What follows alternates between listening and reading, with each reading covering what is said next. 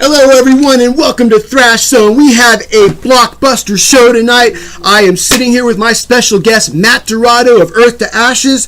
We also have tonight Dan Watson of Truculence and Hyborian Rage. We have Neil Turbin formerly of Anthrax, now with Deathriders. Andy Galeon, formerly of Death Angel, now with Spiral Arms. We have Will Carroll of Death Angel.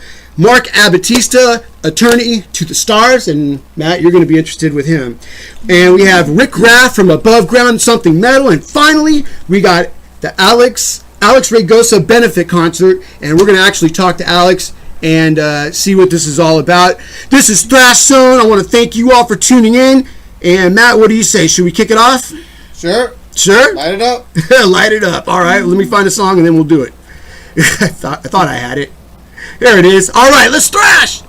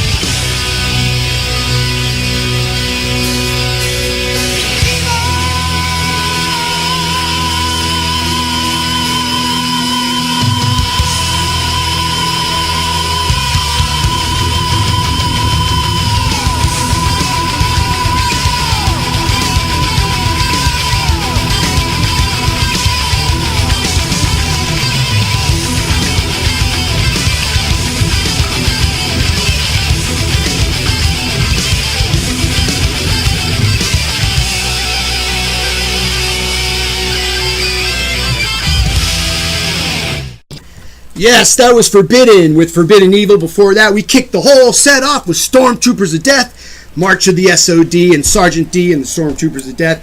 Classic songs right there, Matt Dorado of Earth to Ashes here in the studio. Woo! No, doesn't say much, but he's here. He's here in spirit. We have a great show. Nobody go anywhere. This is the place you want to be for the next few hours. We have all your metal needs tonight. I got everything covered. It's going to be a kick-ass show, and we'll be back in about 10-15 minutes with our first interview, which will be Rik Raff of Above Ground and Something Metal.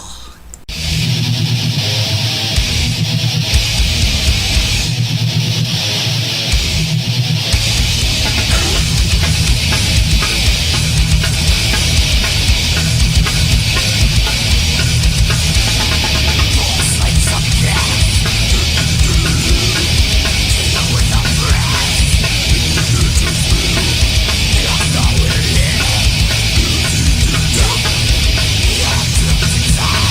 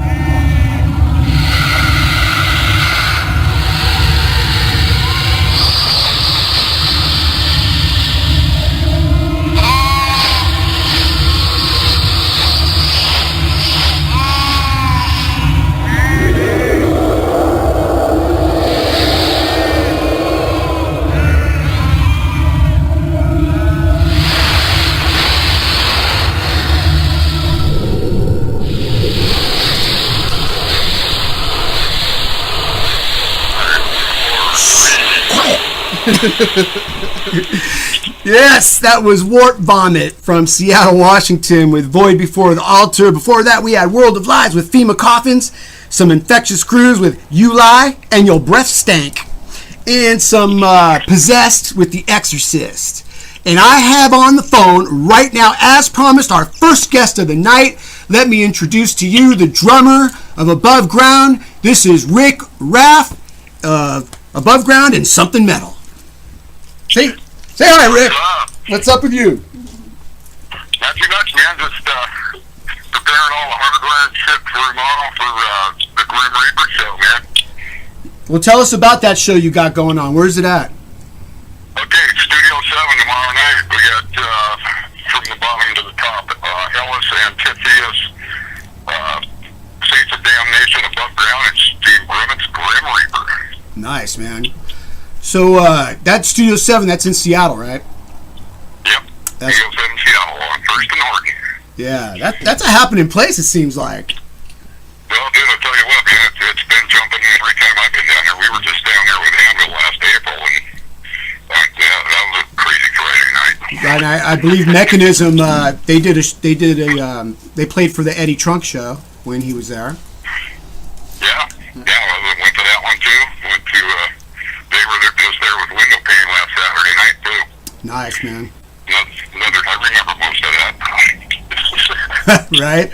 And they had that great Kiwi bouncer. Mm-hmm. I'm trying to remember his name. He wasn't there. He wasn't there?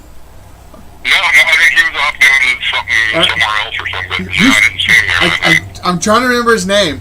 The Kiwi bouncer? Yeah, guys from New Zealand. Yeah. Tony Brick. There you go. Nice, man. Yeah, Katrina just got married and stuff down there. Right. Yeah, I was talking with that guy, man. He's just cool as shit. Yeah. He's a great guy. Hey, Rick, are you familiar with the band Earth to Ashes? Which one? Earth to Ashes from Portland? Earth to Ashes. Yeah. Heard of him, but I'm not familiar with it. Okay. Well, that's who's joining me tonight is the guitar player, Matt Dorado. Oh, nice. Yeah. So, okay, what else you got? Tell us about Something Metal. Okay, well, Something Metal is Tina Thompson-Webb's brainchild, and her and Olga Jackson, Eddie Jackson from Queensryche Sister, and Gary Ratton, or Rutan, or whatever, I'm not sure how to pronounce that, but Right. the four of us, we're kind of the Something Metal team. Right now, what it is a community page on Facebook where you can go in there and showcase your events, your bands, videos, pictures, whatever you want. It's the whole community, the whole community thing. Again, here I think I talked about that last time I was talking with you guys. Well, that was with the last show I did, which was the Northwest Metal Show, and that was a long time ago. Yeah, that was. I think that was before Above Ground went into the studio to finish, or to do the album Walk. Yeah. You guys were supposed to come down here, but you couldn't make it. Yeah, well, Wednesday. Yeah, oops. It's all good. We made it work. That's a little ways from Seattle. Yeah, that's true. Well, you know what? I'm going to be, I'll probably be seeing you guys in a couple of weeks because Kim and I are going to be going down to the Mechanism show in Tacoma on June 28th. And I'm sure you guys will be there. Yeah, you guys will be there, right? Yeah, we'll be there. All right.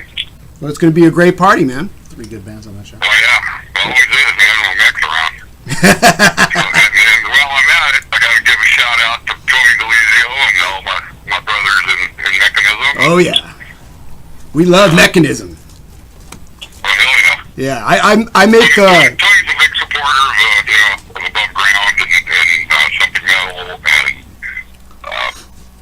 one of the badass brothers I know in this scene around here, man. The guy's just top shelf in my book. You know what? I got to agree with you. He's got his head on straight. He's grounded. He's a good man, and he's also a big supporter of... Did he get in trouble or something? No. Parents grounded him? Right. And he's also a big supporter of Thrash Zone, too. And I just think he's a great guy. And I'm going to be doing some things for Mechanism. Yeah. All right, man. So anything else you want to get out there? Well, let's see what else we got going on. We got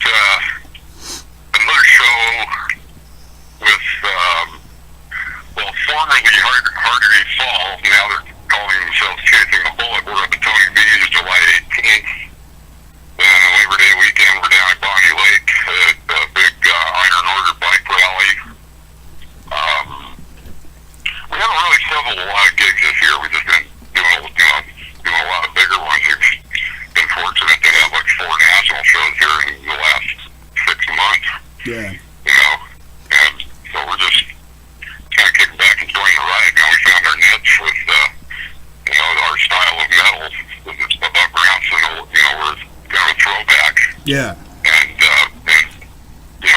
bands like Diamond Head, Raven, Anvil, Grim Reapers that are all coming through, it's like that's just, we're a good fit for that stuff, so it's found our niche. Yep. Don't have to go out there counting clubs unless it's a good one. Okay. Hey, Rick, what kind of bike you got? I've got an 04 Ultra Classic, and I've got an 84 Softail that I'm actually selling, but that's something else, Bill, that's in my life too. Yeah. Harley Davidson. Harley Davidson, yep. All right. As a matter of fact, Tina and I have been talking about jumping on that thing here and riding down here and hanging with you guys for a weekend. Oh, that'd be great. Yeah, sure. Well, we're just about what, two hours away? Yeah, it depends on what time, how the traffic is, but with me, behind the bars, going on right now. Nice. Yeah, that would be great, man. Just get I made it from Edmonds to Purdy in 40 minutes. right on. All right, Rick. Well, we got a jam-packed show. I got to keep the show moving. Anything else you want to say before we play a cut of Above Ground? Well, keep your horns up, bang your head, and if it didn't hurt, you didn't do it hard enough. There you go. And that's Rik Raff of Above Ground. Rick, hold on just a second. I'm going to play a track from them. This is called This Sickness Inside of Me. Turn this up in mosh.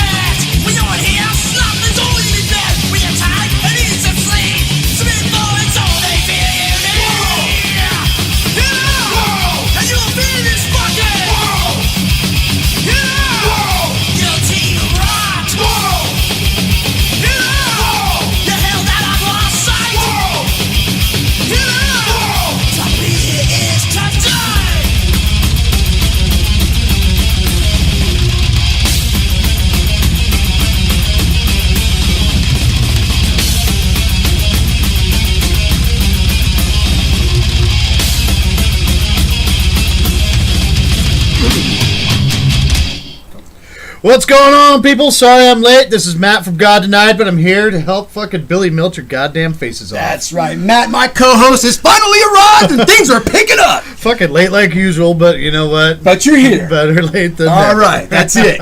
At least you show up. Yeah, that's right. He's here to swarm in Thrash Zone. Damn right, man. Fucking love this shit. Wouldn't miss it. All right, so you were saying you got stuck over by the bridge in traffic and hail was coming down and... Man, it was like the size of a fucking marble coming down everywhere. Next thing you know, traffic came to a stop. It's like, what everybody stop for? Keep going!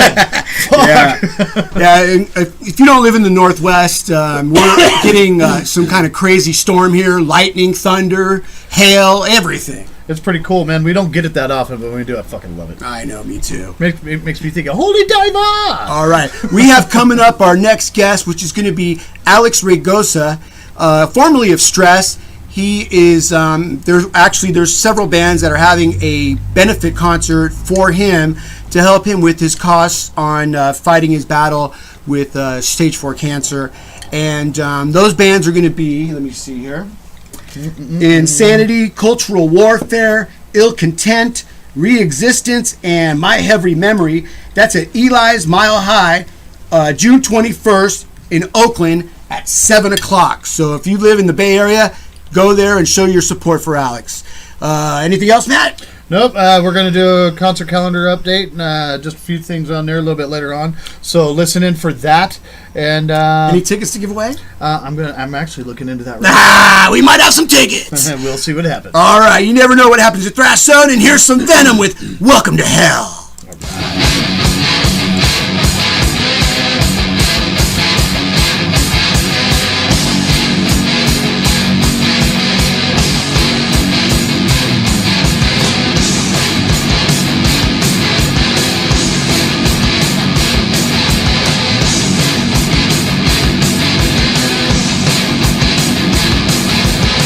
Fight, we will fight, living low in a world of our own.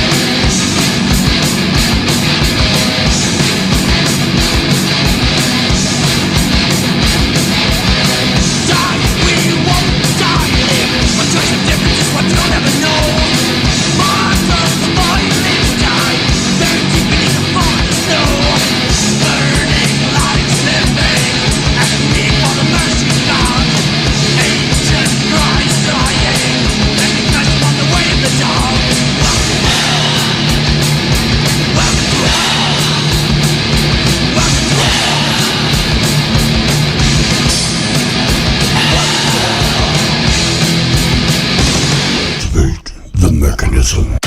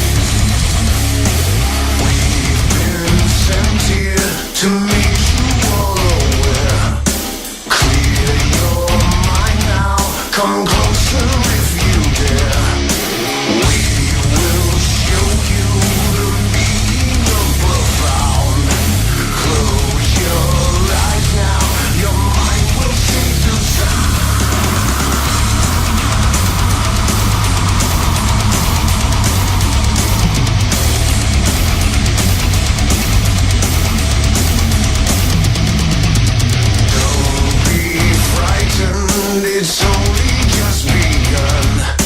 Don't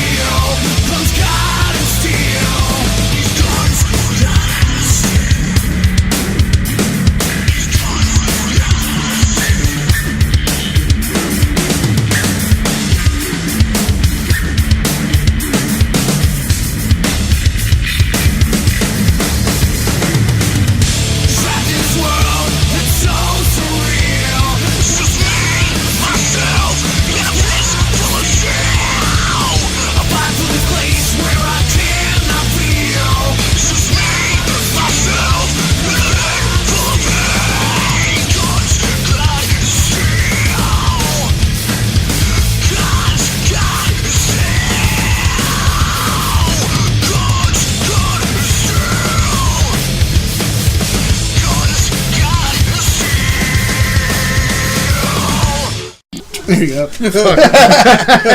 Hey, Called God. Hey, everybody, that was Toy Called God. Guns, God, and Steel. Gotta love it, man. Yeah. Who did we have before that? Fuck, I forget already, man. You do? All right. Venom, welcome to hell. What? How the hell? Yep. We'll let that one go. I don't know. Kimberly called that one. Yeah. Well, we just got word that Alex Ragosa, unfortunately, can't join us tonight. He's not feeling too well, and that's understandable. But we have talking in his place a former band member. This is Mark, what was your last name, Kramer? Kramer. Mark Kramer of Stress as well. And Mark, can you tell us a little bit about what the benefit concert is all about and how it got started? Well, the benefit concert is coming up Saturday, the 21st, in less than a week away at Eli's Mile High Club in Oakland. And it basically evolved from our old guitar player, Craig Barrett, in Stress, and another member, Tio Karenga, who was in our band for a minute back in the day, and many other local bands in the scene. And it's going to be headlined by Insanity. It's going to headline the show. Right. And it's a benefit for Alex, who is in stage 4 colon cancer. Oh. And he moved back down from Seattle a couple months ago to get treatment here in San Mateo. And he had been up living in Seattle for almost 20 years. Uh-huh.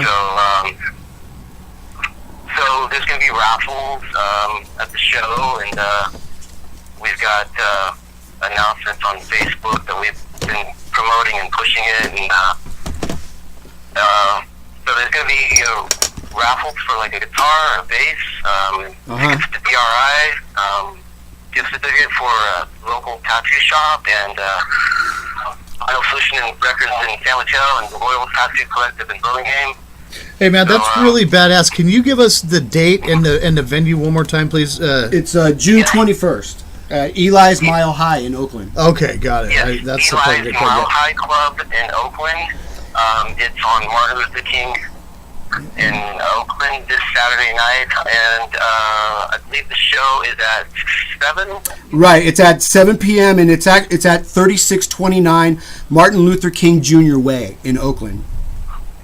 So all you metalheads down in the Bay Area down there, man, come out and support this Saturday night, you guys. Yes, benefit for Alex Ragosa. If they can't make it, they can donate online. And if you can't make it, you can also donate online. And where do they need to do that at? On Facebook, that's where we're promoting it. And I had heard that there was a possibility of it being broadcast on the internet, but I haven't really heard any details on that lately. It is right now. I think Amy Wallace might have been the one on her show, but I don't know anything specific if that's been gelled, because there's been talk, but I haven't heard anything recently on that. Yeah, and once again, the lineup for this show is incredible. It's Insanity, Cultural Warfare, good friends of the show, Ill Content, Re-Existence, and My Heavy Memory. Nice. Very cool. Yeah. So it's gonna be a great night. Well, hey man, you gotta give us a regards though. Supportive, and there's just like a lot of love in the metal family, and bros and sisters that go way back in the area here. So. Yeah, when I heard that Alex was sick, me and Kim reached out to him to get him on the show because I hadn't seen Alex in many years, and I feel bad that this has happened to him, but I want to show that we're here for him, and we love and support him, and we hope somehow he comes out of this, and makes it. But stage 4, I don't know. Yeah, and Alex sends his love and thanks to everybody and all their support and the listeners and all of the all our mutual fans and lovers of metal. Metal is everything to Alex. Right. So, this is just couldn't be a better thing for him. Having the love and support from everybody. Yeah. It's really a good thing. Alex Ragosa, for those that don't know him, he's a great guy from San Mateo. We all grew up together. Our bands played together. And we always hung out on the El Camino back in the day. And El Camino, yeah. And Mark, you're saying you and I had hung out a few times, and you know, we're all good, close friends down there, you know. So just let them know that we're here for them. I will, for sure. And I want to thank you guys so much. It really means a lot. It really does. So thank you.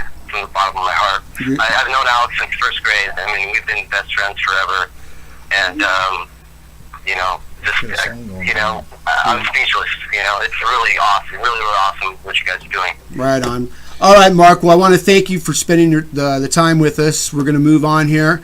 We're going to play a song from one of those bands playing for Alex's benefit show. This is Insanity with Fire, Death, Fate.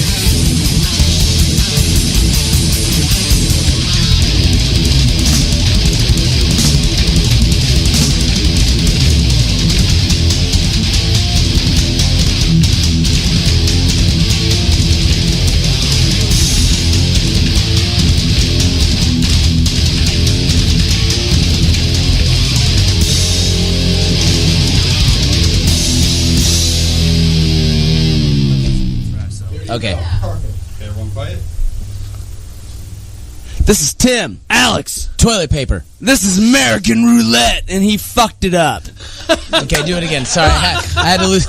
Your name's Chris, not toilet paper.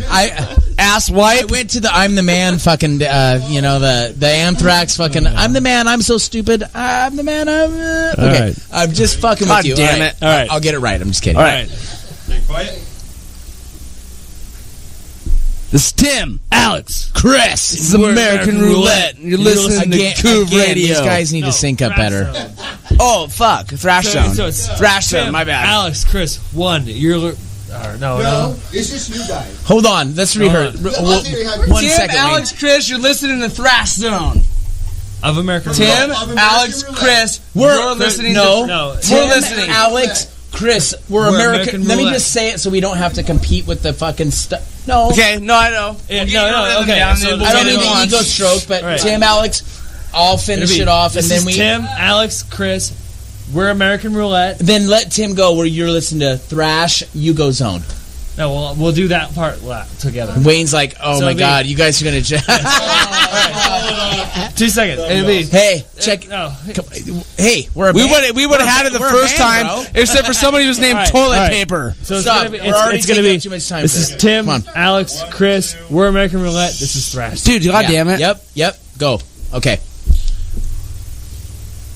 This is Tim, Alex, Chris. We're American Roulette, and you're listening to Thrash Zone.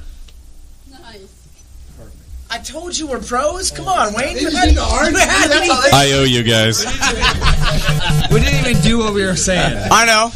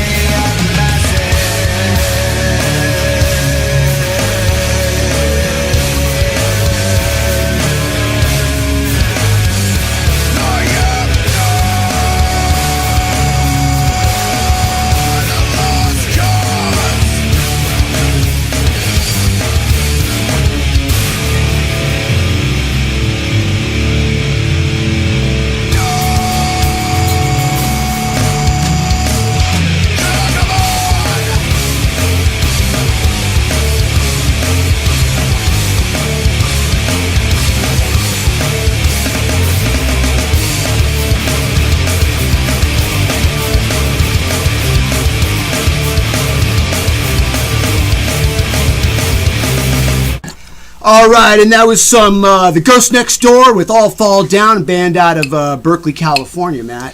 A lot of California flowing through the house tonight. Oh, yeah, we have lots of Bay Area love here. Before that, we had some Insanity with Fire, Death, Fate. And I am joined tonight with Matt Dorado of Earth to Ashes, my co-host Matt Scott, drummer of God Denied, and we have on the phone right now, as promised, superstar drummer of Cutthroat 9 and Death Angel. This is Will Carroll. Say hi, Will. Hey, what's up, guys? How you doing? All doing right. good, man. Fucking doing awesome. So tell us what's up with Cutthroat 9. That's a band I had in the early 2000s. It's with a guitarist and vocalist named Chris Spencer, and he's known for his band called The Unsane. They're from New York. They're like a noise rock band. Anyways, we collaborated in the early 2000s. Put out a couple albums on various labels and then broke up. And now we're back together and recording a new album, and it just came out like 2 weeks ago on Lamb Unlimited Records. And yeah, it's just something that keeps you busy while I'm not on tour with Death Angel, you know? Yeah. You know, you must be one of the busiest mans I know in San Francisco. You're always playing for at least 3 bands, it seems like.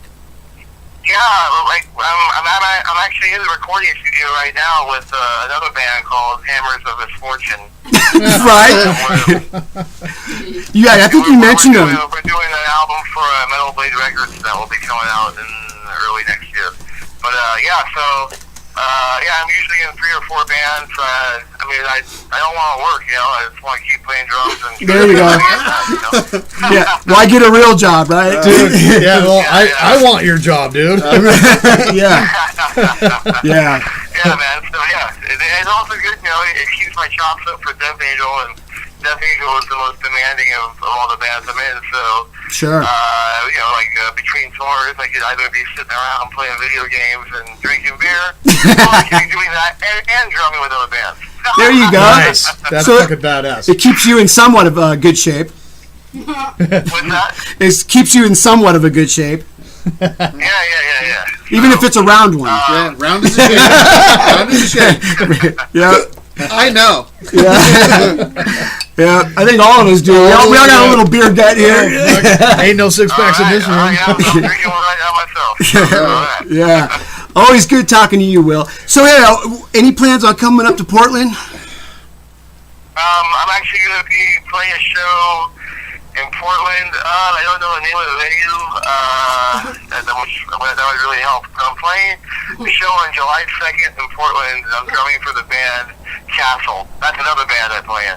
Castle.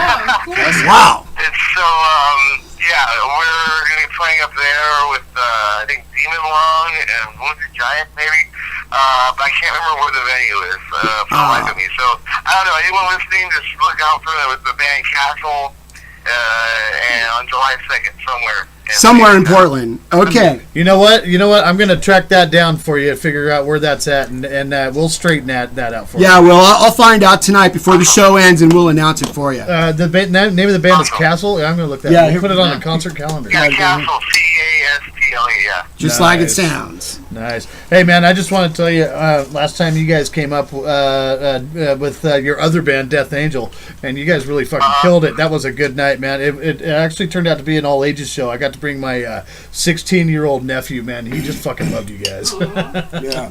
Which show? Where was that show at? Which show was that? Hawthorne Theater. I don't remember the date. Oh, yeah, okay. Yeah. Yeah, here in Awesome, Portland. man. Yeah. So, Will, why don't you tell us what your drum kit's all about, what you're using, and who you're sponsored by, whatever, and let's see what makes up your sound. So yeah, I'm sponsored by Pearl Drums and Vinyl Cymbals and Silver Fox Drumsticks. And Silver Fox is a small company from Worcester, Massachusetts, where my mom is from. And yeah, they're really cool. I was using a Vic Firth before. I wasn't endorsed by Vic Firth, but I used Vic Firth my whole life, and I just got to a point where I was breaking like maybe 3 pairs of sticks to practice, and I was just getting too expensive. So I had to find someone else who could make a stronger stick, and Silver Fox is pretty durable sticks, so I'm pretty happy with them. And Vinyl is a German cymbal company. Lots of metal bands use Vinyl cymbals. Everyone, Tom Bunting uses them. Fucking Blonde Daler from Mastodon, lots of people use them. They're a great cymbal company. I love them. And Pearl, Pearl's a pretty famous company, been around forever. What kind of skins you putting on that Pearl? What's that? What kind of skins you putting on that Pearl? I'm putting Evans EC2s on them. That's what I play with, brother. I love them fucking things. Those are great skins. Yeah, they're awesome. I mean, I was unaware of them until Death Angel sound guy, Tilo, told me about them, and I tried them out, and that's all I use now. Yeah, I did the same thing. Yeah, that's about it. I use other drum sets, and I have multiple kits at various studios in San Francisco. So, like, on the Cutlass 9 recording, I used an old Tama, an old beat-up Tama kit I had, and it turned out great. I was really surprised how good that old little beater kit sounded. So, yeah, but I mean, I primarily use Pearl, but sometimes I sneak over and will play my Tama kits. Nothing wrong with that. Well, I'm glad you have rehearsal spaces for all those drum kits, because I was going to say your neighbors must fucking love you. Oh yeah. I got my own studio with my brothers in San Francisco, and I could just see everyone in the Mission District now. Oh, there goes that white boy Will again. Yeah. That's funny. All right, what are you gonna see, Matt? Oh no, I'm. Oh, okay. All right. So we're gonna be looking for you for July 2nd with the band Castle. Yes, I'm going to look that up here in just a second, and we'll put it on the concert calendar. All right, man. How long are you gonna be in town? Just for the night? Yeah. It's going to be a 4-week tour of the U.S., and that's the first night of the tour. Oh, nice. Kickoff is here. A lot of bands do that for some Yeah, reason. you know, because Caton and Hyrax are going to be coming down here July 4th, so it's going to be a busy time. Who else are they playing with? Who else is Hyrax playing with? As far as I know, just them right now. Caton messaged me the other day and told me about it. Okay. Yeah. Cool, man. Well, tell them I said hi, man. I love Hyrax. I will. Nice. Yeah, we're gonna get them on the show before I Hyrax think is like a good band. the last week of June, this month rather, and Right. yeah, we're trying to anyways. It's kind of hard. He's on tour, I think. Right.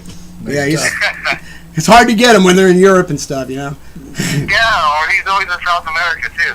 Yeah, well, he does really well with the Latin American countries. Yeah, totally, man. I mean, yeah, Hyrax are the Beatles in certain parts of Brazil. They are. They really are. Yep. All right. Anything else for Will Carroll? No, man. You know what? That was a good interview. Matt Dorado, you have a question? No, I got nothing. Oh, you got nothing? I suck. No. All right, Will. Any last words you'd like to tell all your fans out there that love your drumming? Let's see. Well, just Death Angel's going to France in a couple of days. We're going to play the Hellfest on Friday night. Hellfest. Iron Maiden night. And then we come back home, and we're actually going to start working on new material for the next album. At least writing and jamming, you know, like maybe not recording so much, but we're definitely going to start jamming on new tunes. And then we go to Japan in October. And we have a bunch of things on the horizon for the end of the year. We're going to be like touring a bunch at the end of the year. So, Wait a minute. Did you say right now, while we have the downtime, we're going to start looking forward to the next album, you know. And check out the new Hammers of Misfortune album that comes out in March, maybe, on Metal Blade Records. I drummed on that. And check out Cut Those 9. The new album just came out. I'm just a whore, you know. Yeah, you are. You're a Bay Area whore, man. You're everywhere. So, yeah, that's it, man. Thanks Put for you out on being here. Doré Street or whatever that is. What were you going to ask me? Go out and make me some money, bitch. No, shit, no. You wouldn't say that if you saw him. He's a big guy. All right. Man, I'm really looking forward to hearing all the new stuff that you're talking about, man. It sounds like you're a busy man. And thanks for the tunes, dude. Seriously. Yeah, man. Thank you, man. All right, man. You guys take care. Yeah, absolutely. And you did mention you were playing Hellfest with Iron Maiden. Is that right? Yeah. It's 3 nights. Iron Maiden headlines Friday night. Aerosmith headlines the second night Saturday, and then the third night's Black Sabbath. Oh, dude! Nice. Oh, that's so cool. Yeah. Hey, if you can, send a We're note. gonna play the first night. Say, We're gonna play the first night and then hang out for the next 2 nights. So Cool. It's gonna be a very, very fun weekend, I predict. hey, Will, if you could send like a little note over to either Steve Harris or Ozzy Osbourne, tell him give Billy Boldt a call and get on Thrash Zone. I'd love you forever, dude. All right, man. All right. Oh, and if all else fails, I'll get Joey Kramer from Aerosmith. Yeah, well, Joey's good too. Hey, Joey Kramer's a badass drummer. Hell yeah. I'll talk to you guys later, man. All right. All right, say hi to Bon Sloth for us too. Thanks, Will. I will, man. I will. Good night. All right, thank you. That is Will Carroll of Death Angel, Cutthroats 9, Castle, and what other bands? So many. He's just one of the greatest drummers. Yeah, he's one of the best drummers there is in the Bay Area. He's an amazing talent. And I want his fucking job is what I want, man. Oh, my play God. drums all the time. Yeah. Multiple studios. Oh, yeah. Will Carroll. Have coffee, play drums. He is a San Francisco legend in his own way. He really is. All right, and this is one of his bands. This is Cutthroat 9 with Eraser. And after that, we're going to play some Death Angel with Thrashers. So turn this up and fucking mosh.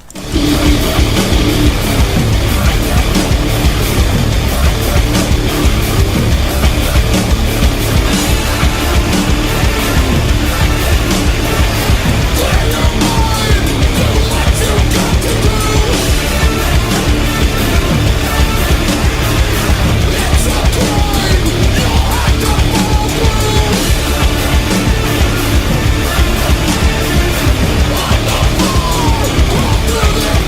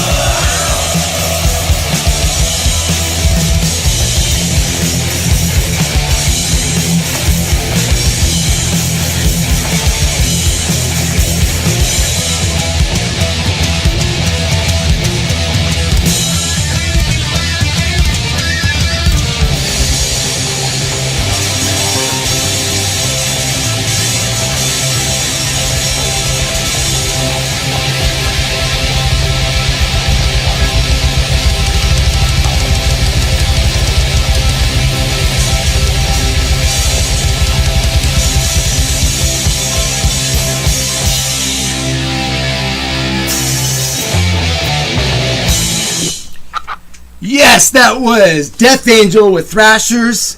Before that, we had Cutthroats 9 with Eraser, and that was a very entertaining interview with Will Carroll, Matt. Yeah, dude, that guy, he was great to talk to. So informative, and hearing about all of his bands and everything going on. Yeah. Man, I want that dude fucking live. Great personality on that guy. He's a really cool guy, man. Yeah, Funny right. dude. All right, and we have, as promised, up next, Dan Watson of Truculence and Hyborian Rage, and is he the inventor of Sickness in September? He is the guy that brought on Sickness in September. Dan, you there? Yes, yeah, I'm here. Right on. So, hey, Dan, is this the 5th or the 6th Sickness in September? This will be year number 5, yeah. This is the 5th year. We'll make up t-shirts that say, "Can you survive year 5?" It's pretty enduring for people to try to make all 3 days. It's like, you know. You get pretty sore after the second day. Well, yeah, I've been with Dan at every one of these festivals, and good goddamn, man, that's a lot of fucking metal for anybody. It takes its toll. I have to drink a beer with every band, so it's like I'm there from beginning to end each year. It's then the after-hour party gets nerve-wracking, and then between all the bands, the music, the alcohol, the bimbos, and I'm still alive. And all the strippers. Yeah, those two. So, Dan, in years past, we've had 43 plus bands on the 3 days in September that you do this. A little bit of a change. What do you got going on with the change this year? What I did this year, I had in the past was 15 minutes in between bands. I would do like 16 bands a day. And most people would stick around for the whole thing. They were short, late, leave early. So I lowered it down to 30 bands. It's $10, 10 bands a day, $10 a day. It starts at 4:30. The last band goes on around midnight. Perfect. So that people actually can be there the whole time. Over 12 hours with the music. Very few people would stick around for the entire thing. So, and then the drummers hating to share a drum set. So at 20 minutes in between the bands, I have enough time for the drummers to use their own kit. Yeah, which I think will make things a lot better as well. Yeah, that's a big thing right there. I remember last year there was a few drummers that were distraught about it, but hey, man, it was a kick-ass time. But I like the 30 bands in 3 days. That's badass. Yeah, I'm trying to keep it mostly out of town band. There's a few locals on it.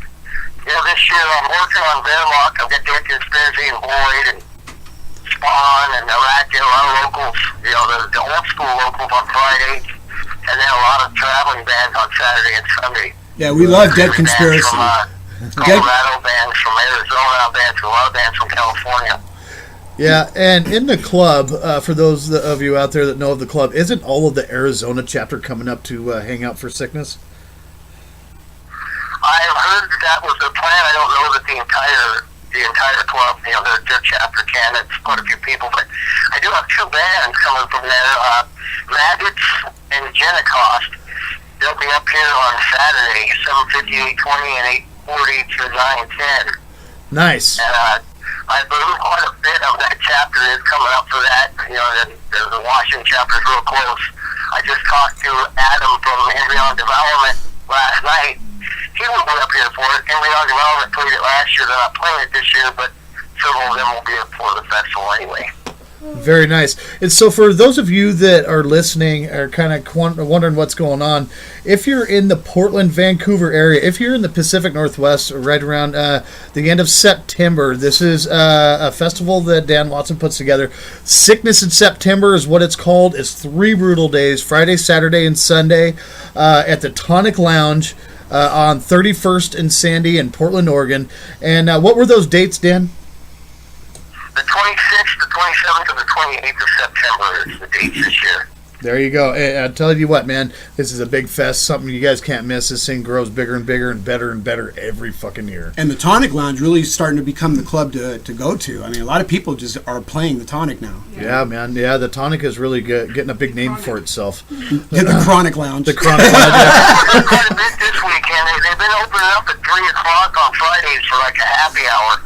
I don't know know if anybody's familiar with the Supergirl Rachel Reckless. She's Rachel, bartending, and I wanted her to pick up my tickets because my band, Hyborian Rage, is opening up for Philosopher and Jet from there on the 12th of July. And you know, she was working in there, so I proceeded to get drunk, and I had to come back that night and get drunk some more. And I went in there last night, did the same damn thing. It's getting to be a habit. That's great. Hey, man, since I got you on the line, can you give us a little update with what's going on with Truculence? Is there any movement with Truculence at all? Well, we're playing the annual in Oakland. We'll be playing Sickness in September. I've been going through some drummer issues, but I'm getting that worked out. Got the new album, Fucker Like She Said No. It came out in 2013. I'm almost complete with DVD I'm putting together. Bunch of like MTV style videos, and then there'll be a little bit of live stuff on it. But I've already used 8 different strippers on these videos so far. The DVD will be called Sexually Transmitted, and you know, technically the STDDD. 12 to 14 videos on it. A lot of stuff that's too dirty for YouTube. It'll be a real treat, you know, all kinds of tits and ass. And I mean, I live right here in Portland, Oregon. It's not hard to find girls to do that kind of stuff in these videos. Right. Dan, this is Billy Boldt. One of my favorite ones that you guys do is one in the pink and one in the stink. Or 3 in the pink and 1 in the stink. That is a great one. I love that. Yeah, we followed it up a few years later with all 4 in the back door. Yeah. What I was going to do, they thought I was going to be like, you know, take no jive with a 5 or some shit, but no. We got off the numbers and went for Fucker Like She Said No. Yeah. Classic song. People say 2 in the pink, 1 in the stink. I have more than 3 fingers, so I figured here's them all, right? I went to leave 1 out. Hey, Dan, one more thing. You and I got a mutual friend in Eric Carlson, also known as Sicky Wife Beater of the Mentors. Oh, yeah. Yeah, remember when he lived over there in the Hollywood district? Oh, yeah. Yeah, he was staying at my house for a while. I met those guys, God, it was years ago. I did tour with Truculence, Angel Blast, and the Mentors.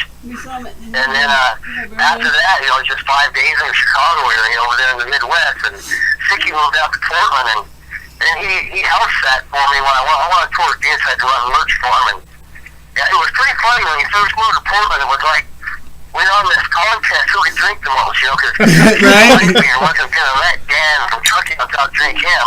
Yeah. And I'm thinking, I'm not going to let this old guy out-drink me. And after about 2 weeks of just drinking for the moment we woke up to the moment we went to bed, and felt like my liver was going to fall out.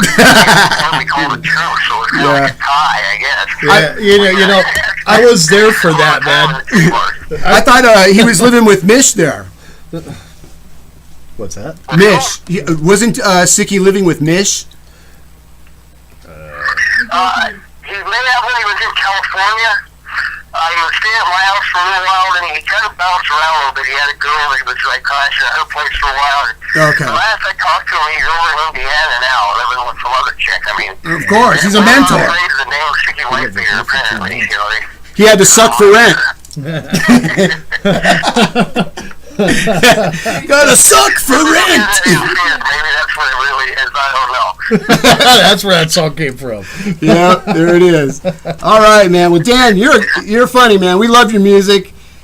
Keep it up. Can't wait till Sickness in September. That's going to be a great one. Yeah, it should be pretty wild this year. I've got Skin coming out from Colorado. It's Nice. the first one. They're a very brutal band, and there's more to come. I've got an event on Facebook that can be looked at. There's also a page. Flyers up very soon.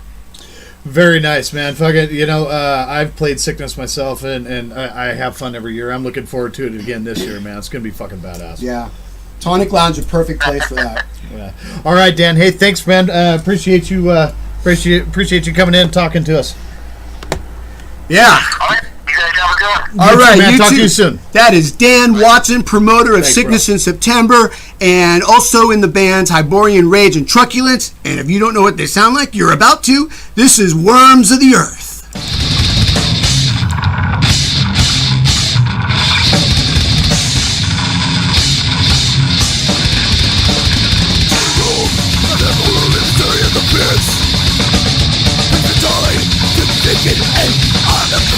Where they know that follow, the ability coming to commands.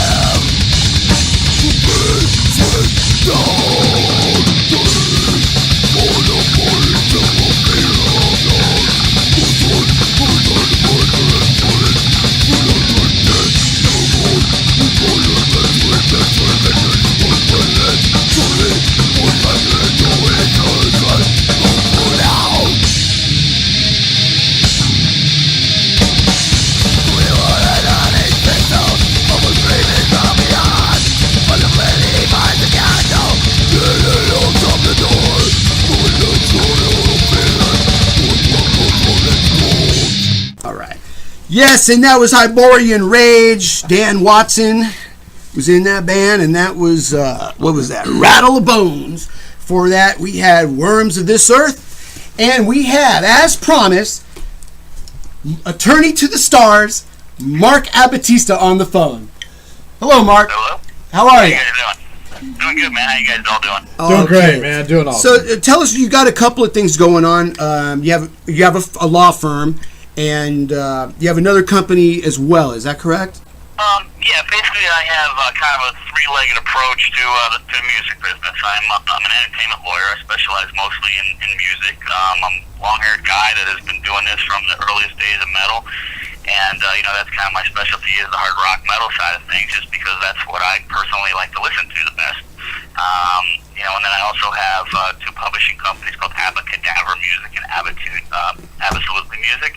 And what I do there is administration of, songs that are on, international administration of collection of money. I mean, I deal with, I own part of the song Blind by Korn. I own a bunch of stuff on Kiss Records, Motley Crue Records. I mean, I have, things all over the place in movies and TV. Very nice. And then I also have a management company called Attitude Entertainment. That's more the day-to-day, and I kind of stay away from that just because, every once in a while if I find somebody that is just, I'm so into, and it's just such a personal thing that it's almost like me becoming, a member of your band, and that's the day-to-day of everything, the touring and, marketing plans and money and all that kind of fun stuff. So, and the last thing I worked with that was an all-star band I put together called Hail, which, I don't know if you guys have heard of that here in the States, but it was basically a bunch of my own clients. It was started with David Ellefson from Megadeth, and this was the period of time when David wasn't in Megadeth. And, we just kind of got to thinking about, if my guys aren't on the road, most of the time they're not making money. And I just thought, what if we did something like this, where we took a bunch of our friends, we got together, we played, just kind of real old school metal, and we basically did this kind of hail, hail to metal, hail to our history, and, we wound up, we got Andreas Kisser from Sepultura, nice. Guitar player, with Ellison. Ripper Owens was the first singer. Oh my God. Jimmy DeGrasso, who played, in Megadeth and Suicidal, a bunch of other bands, and then it became sort of a rotating thing. So, from there, James Lomenzo came and played with us, Mike Portnoy, Paul Bostaph from Slayer now, Roy Mayorga from Stone Sour. I've got to hear some of that. Violence. I mean, Dave Lynch. I mean, it was, we just kind of rotated through a bunch of guys, and we wound up going into Siberia and Lebanon and places that no one had ever, kind of been to before. And it was just this sort of it was our tribe of metal, man. And no matter where you were born in the world, or what religion, or what politics, or what language you spoke, we all knew Motorhead. We all knew Iron Maiden. Yeah. We all knew Old Scorpions and UFO and that kind of stuff, Priest. And, it was awesome. Now, is that Hail, H-A-I-L? H-A-I-L with an exclamation point, yeah. All right. I think I have heard of that, actually. Well, we only did 3 shows here in the States. We did one in L.A. At NAMM, and then we did one in New York at B.B. King's, and one up in Boston. And, wherever we played, we did a different set everywhere we went. We kind of played, kind of songs that were somewhat specific to those countries. And then we had a whole bunch of guys wherever we went and played. Mickey D jammed with us at the Rock and Rio Festival in Madrid. We had the guys from Timo Borger. I'm trying to think, Marco Haitala from Nightwish in Finland. The Death Angel guys jumped up a bunch of times. So wherever, Hank Sherman, we had Vinnie Moore, Ole John Roth. I mean, it was like kind of crazy stuff, but it was a celebration of you know what? No matter where you were born, we were the long-haired, freaky guys that listened to music at the time no one else accepted. That's a very impressive list of names you just reeled off there. Yeah. And again, we did songs from wherever we went and played. We would kind of tailor that set list to things because people knew. We went into Greece and I think we played a Manowar song there because Manowar was big. I mean, it was just it was fun. It was we went into again the Merciful Fate songs were in Denmark, and then we did black metal songs in Norway and places that just kind of fit, and it was just a really cool kind of celebration of us. And it was great getting together all these guys too for their stories of just Yeah, you should write a book on that stuff. So, Mark, how long have you been practicing law? I've been a lawyer for 22 plus years at this point. Okay. But, I dealt with a lot of music-related stuff all before that in college and law school. I did a lot of photography. I was one of the biggest tape traders in the world at one point. I had a radio show years ago. I did a magazine. It was kind of that whole fanzine, sort of, do-it-yourself vibe that came about from those, that early 80s metal scene where there wasn't anything else but all of us kind of communicating with each other. And I grew up in Jersey, right outside New York, so, I was there for the early Anthrax and Overkill sort of years, and, Metallica coming in there with Megaforce Records, and, and that was how we traded with guys in the Bay Area that were sending us Exodus demos and, the first Megadeth things, and all, it was just, there was a purity to this that was just beautiful, man. I mean, I've never seen that kind of, just excitement and energy. I've never had it in my life since then. Yeah, I remember those tape trading days. I used to do a lot of tape trading with a guy. His name was Vern in Hell. I don't know if you've heard of him. Yeah, him. He was one of the main guys, and he would turn me on to these, great demos of like Slayer practicing in their garage, and just great, just stuff that you would never hear, just off the wall. I miss those days, man. Those tape trading days. I've got boxes and boxes of the earliest history of metal, like sitting in my basement, like with all that, like you said, all the early rehearsals and all these early interviews. And it's funny because Dave Mustaine used to do this telemarketing job, and he was doing an interview from the job, and the boss is yelling at him like, "Are you doing an interview?" He's telling us the first show, and he's talking about what songs they did, and and it was just like, man, this is. It's captured, Wait, let me get this right. Dave Mustaine was a telemarketer? Yeah. I love it. Anybody who lived in LA at the time, that was kind of the thing. You were able to work there. No, Mark, you know why I'm laughing is because I was a telemarketer for 20 years because that was the only kind of jobs I could get. Yeah. Peace sells. I know peace sells, but it was mine. Right. No, seriously, because, if you wanted to have a job where you didn't have to cut your hair, you could smoke, basically you could even drink on your breaks. Nobody cared in those days. Right. And then you telemarketed. That's what you did. You hustle on the phone. And of course it was new back then, so nobody really got sick of it yet. Right. That changed a whole lot over the years, but we do have some questions for you, Mark. Matt Dorado of Earth to Ashes wanted to ask you a couple of things. Yeah, I guess this all kind of came about because we're kind of getting our band together legally, and we talked to. I had a phone conversation with John Levin, and he was asking just a ton of questions that I had never thought of, and so my question to you would be kind of when you bring in someone new. What are the most important things to you as an entertainment attorney to make sure that the band kind of has our ass covered? Yeah, good question.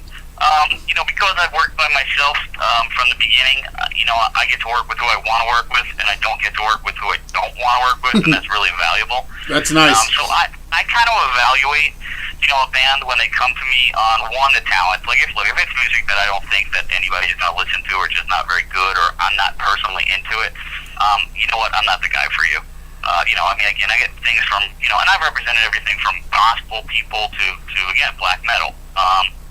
But it's, it's like rap. I don't know that world. So if somebody comes to me that's sort of out of my specialty, I'm not doing you any favors. And so when somebody comes in, it basically has to be something that I think is good enough that if I have to rep it and put my name to it and make phone calls on your behalf, I have to make sure that it's quality enough that I think I can either get it signed or be able to do something with. Then I kind of look at you guys more as sort of, these guys have their heads on straight, because my most valuable asset is my time. And if I'm working with one band, it means I can't be using that time to work with somebody else. So that's my limited kind of resource. And it comes down to like, what, do you guys have your heads on straight? Are you good people? Are you hardworking? Are you really dedicated to this? Is this something that you guys are really going to make the sacrifice? That if, a tour comes up and maybe it's not the most optimal conditions, are you ready to leave home? Are you ready to be able to kind of, pull up your sleeves and go to work? Because that's what I like. I like that work ethic kind of thing. Because to me, all the bands that have ever succeeded have had that. Nobody that's lazy has ever succeeded very far, That's very true. Right. In anything. Yeah. And I got kind of a comment question, but, recently Greg Christian, formerly a Testament, had quit the band, and he's found himself penniless. And how does something like that happen? How is he not protected after being with the band for 30 years? Yeah, welcome to the music business, you know. And again, Testament is not about the money, but for, you know, the 30-year careers they've had, you know, they've made money along the way. But, like, you know what, a lot of times it's not what people think, the reality of it. So when a band goes out on the road, you know, or they get a record deal, right, they get a certain amount of money, and out of that amount of money, they've got to make a record. So they've got to pay a producer, they've got to pay an engineer, they've got to pay studio people, and, you know, all of this money winds up getting recouped back to them. So it's basically an interest-free loan. Yeah. And so when you sell a record, let's say just for a round number, you get $1 as a royalty, but the record company gave you $100,000 as an advance. You have to sell 100,000 units to offset that loan of $100,000 because you recoup the money only off of your royalty, not the total amount. Okay? Yes. Right. So that sets off like a whole sort of, you know, the numbers are never in the band's favor. That's why the record companies own the buildings and the bands, you know, are scrounging around for rehearsal space. Sure. Okay, so everything that's spent on a band, they make a video, that money's getting recouped. They put you on a tour support, it's getting recouped. You guys have a party, or they buy you clothes or gear or whatever, all that is getting recouped. Yeah. And so the record company, you know, makes money, but the band usually doesn't make money from the record deal unless they sell an enormous amount of records. Okay? I got you. So they go on the road, and again, they've got crew guys. And, you know, I'm not a big fan of sort of having huge expenses because I think it's a lot easier to save $1 than to make another $1. Right. Mm-hmm. So when you go out and you want to have your, you know, your guitar tech and your drum tech and your bass tech, and everybody has to have somebody with them, and a driver and a security guy and a merch guy and all this kind of stuff, they're getting paid. Yeah. You And know, they're getting paid before you. they get paid. Yeah. So they make more than you do. Right. You know? Right. I guess in the end, yeah. Yeah, sure. Yeah. So, I mean, and you're the one that's renting a van or a bus and paying for the gas and the hotels and the food and, you know, all the stuff that goes along with it.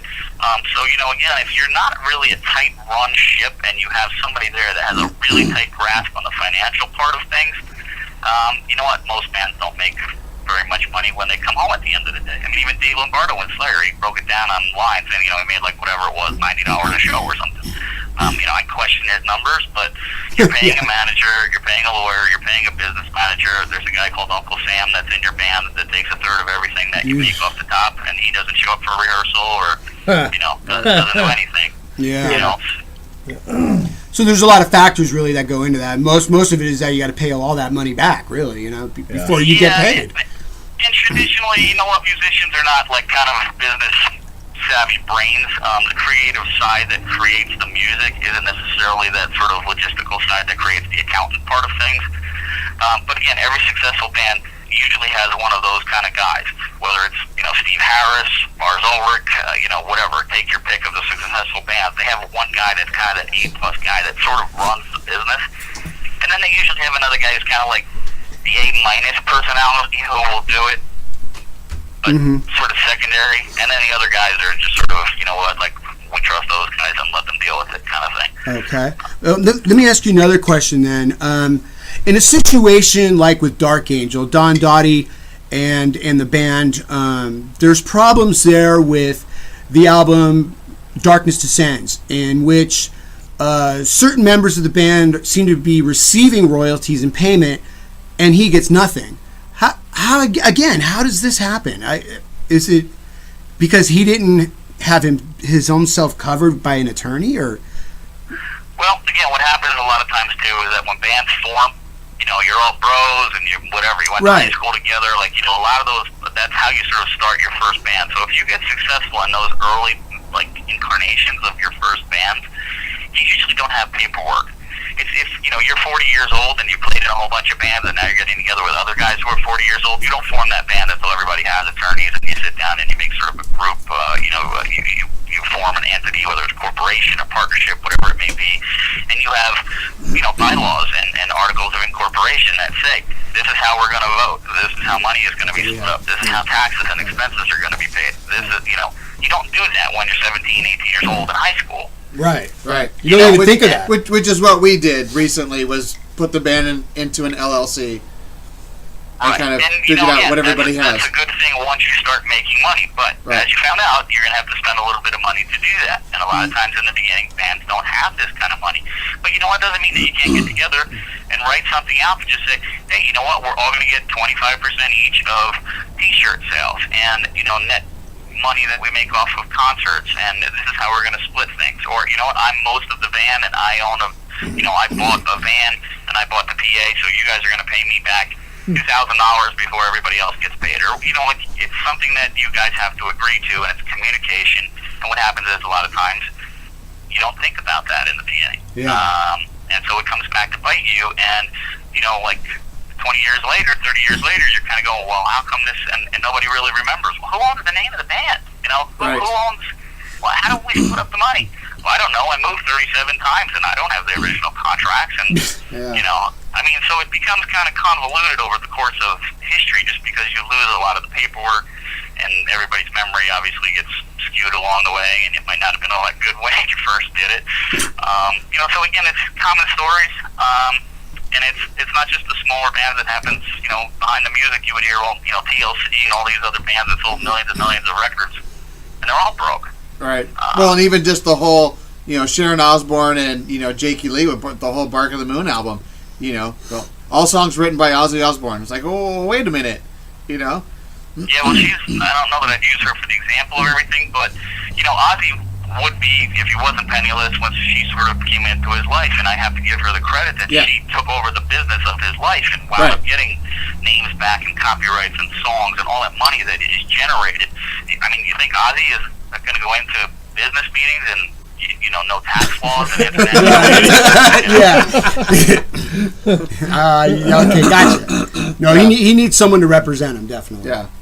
Yeah, and that's sort of what happens. But there's also a lot of people out here that are not good people that kind of take advantage of, because a lot of the musicians don't want to deal with it. It's like, no, man, I want to be cool. I just want to write songs. I want to, this isn't what I wanted to do. I don't want a job. That's why I became a musician kind of thing. Right. And then they wake up 20, 30 years later and go, wait a minute, man, I've been busting my ass for how long?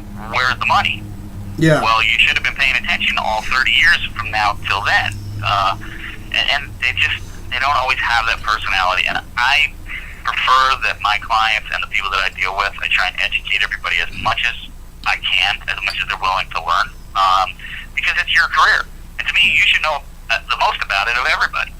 Yeah. And, take people like myself or other business managers or whatever, the people that are sort of in advisory roles, take their experience and their knowledge, because I've done this 10,000 times and somebody else may be doing it for their first time, and apply that somehow to the education of yourself in your own career and in your own life.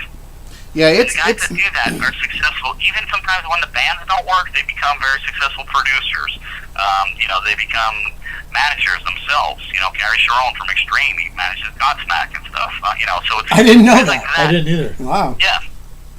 Because again, they've taken their career and they said, hey, you know what? Like, okay, the music thing didn't work out, but look what I learned along the way. They become road managers and they become sound guys, and they're the guys that always have jobs because they paid attention when they said, wow, man, I was in the studio with Bob Ezrin or something. If you're not sitting down next to him learning something, I think you're kind of foolish, because there's been a gift that's been opened up sometimes to you of an education that's sitting right next to you. Yeah. Take advantage of that, Absolutely. Yeah, I mean, and it gets daunting. I do all the administrative for our band, and 90% of my band time is just answering emails, packaging up CDs, and not playing, which is what I wanted to do. Same here. Same thing with God. Yeah. Yeah, but you know what? You should be most invested in your own career, I think. Very true.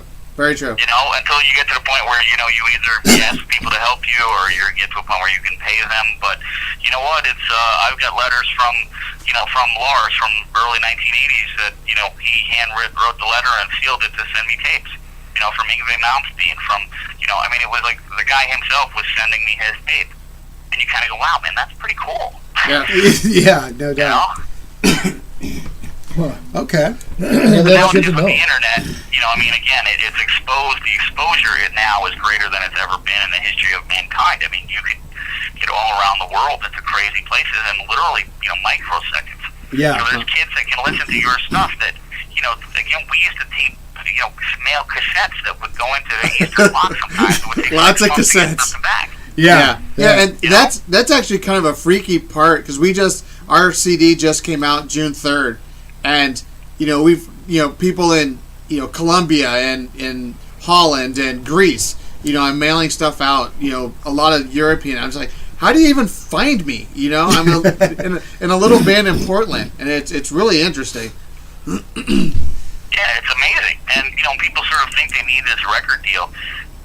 It's right there on your computer. You don't need to have $1 million to go make a record anymore. Everybody's got some kind of Pro Tools type of thing in their house that is capable of recording something. It might not be, the greatest thing ever, but you know what? It's probably good enough for people to listen to. So you have the ability to market yourself and to distribute yourself and to brand yourself. And that to me is really so important. And I like the bands that go out and do that. Say, you know what? Hell or high water, I'm going to succeed.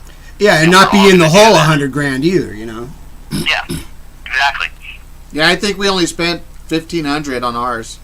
Well, there you go. See, and if you would have done it the other way, you would have been advanced $100,000, and you'd have to pay it back somehow. For the next 20 years. If you can sell the CD for $15 at some shows, you know what? You only need to sell 100 of them. You broke even. Right.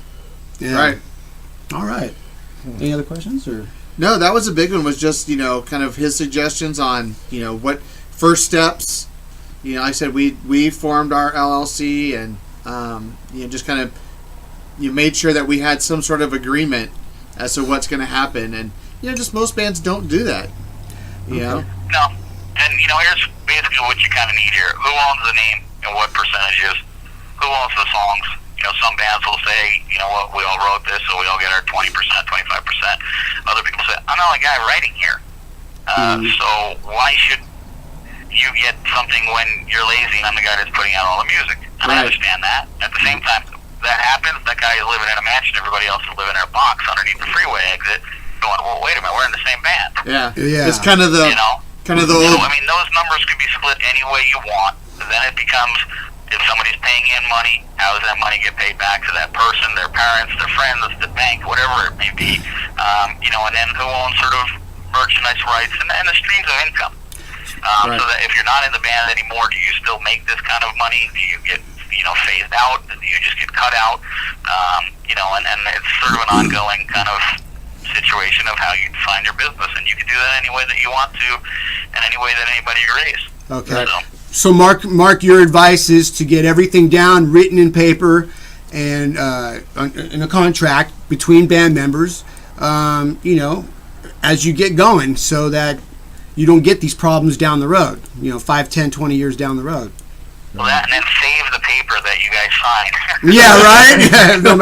No doubt. Okay, so I guess, anything else? Did you have any questions, man? Oh, man, that pretty much covers it all. All right. Because I had questions about the same exact stuff, and you guys covered that pretty damn well. Okay, good. Mark, is there anything you'd like to say to the world out there, maybe for potential clients, how they could reach you? And best way is you can find me online. I'm on Facebook. Just put in my name. Again, everybody calls me Abba, A-B-B-A, but it's under Mark Abbattista, and that's spelled A-B-B-A-T-T-I-S-T-A. And again, you can kind of go on there, just Google me, and I'm not real hard to find, really. Very good. And you know what? Tell Andy Galliant when he comes on after me, I said hi, because I actually did their Swarm record deal. I will do that. Do that. We're going to be calling him in just a few minutes. All right. Everybody thanks for having me on, man. I appreciate it. And everybody out there, you know what? Just keep living your life the way that you're living it. Have fun. Keep thrashing. And you know what? Have long, healthy, happy lives. Thank you very much. Mark. Thank you very Mark much. Abbattista, music attorney to the stars. That was very informative. Yes, and I hope you musicians out there are listening and taking notes, because this is how you save your ass down the road and not end up broke.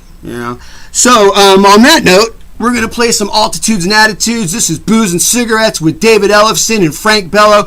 They got together and did these tracks through their guitar clinics, and it actually became something. So here we go.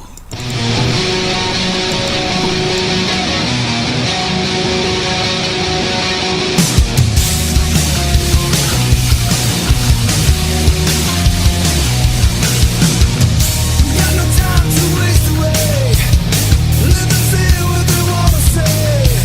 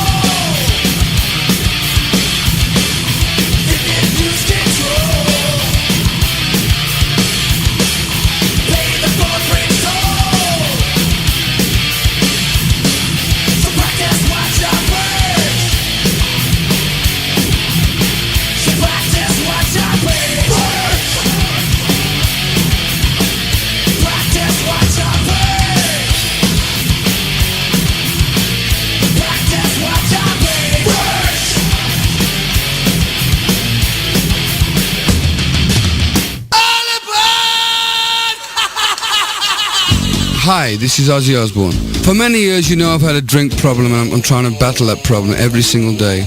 But one thing I don't do, I don't drive my car when I'm drinking. I get someone to drive me.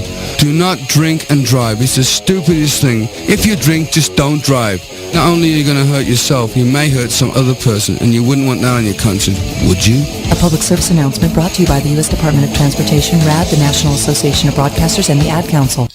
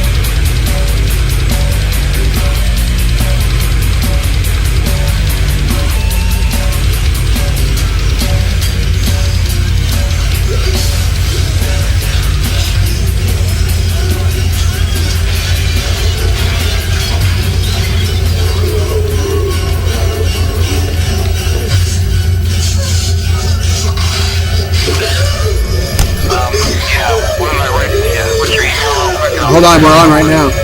Hold on. Oh my God, that was Splatterhouse with Baptizing the Dead. Before that, we had an Ozzy Osbourne Message for Drunk Drivers. Imagine that. And some Testament with Practice What You Preach. And we kicked it off with Altitudes and Attitudes. That's Booze and Cigarettes with Frank Bello and David Ellefson. Yes, it was. From the Guitar Clinic sessions.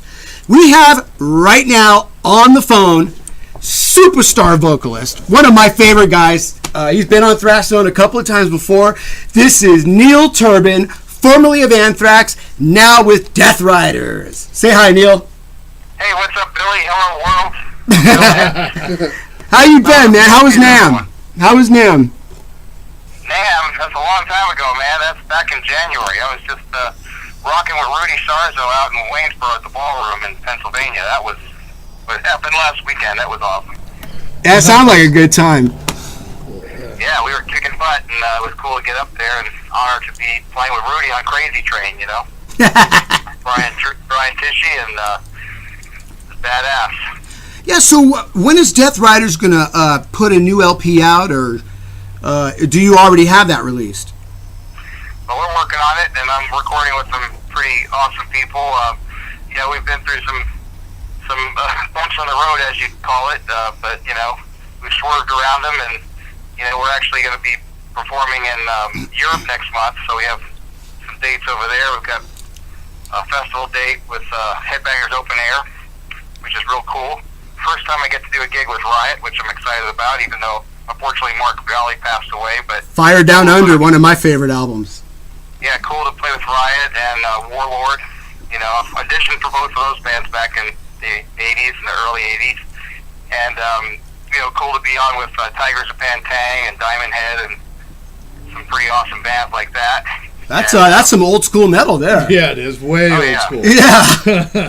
Diamond Head, man. I haven't heard that in a while. You know, I was looking forward to seeing my buddy Steve Zetro-Sousa over there because he has, of course, Hatred, and then I read the news about him rejoining Exodus, so I guess that's yeah, we covered that last week. That was pretty surprising because, you know, Gary Holt and Steve Sousa both said it would never happen, and then here we are, you know. It's never say never. Never say never in rock and roll, baby. Well, I'm satisfied where I am, but, you know, with my band, but I'm just saying that it's cool, you know, for Steve, and great guy. Yeah. And, you know, we had the pleasure of, you know, being up in the Bay Area and doing a radio show together, you know, a while back when there was this benefit, and that was really awesome to meet up with him and, you know, to get to know Steve a bit, and, you know, to go play Europe and meet up with him again and see people you haven't seen is kind of pretty cool. You know, it's like you know, meeting up with the old gang kind of thing. Absolutely. Steve Sousa's been on the show a couple of times, and,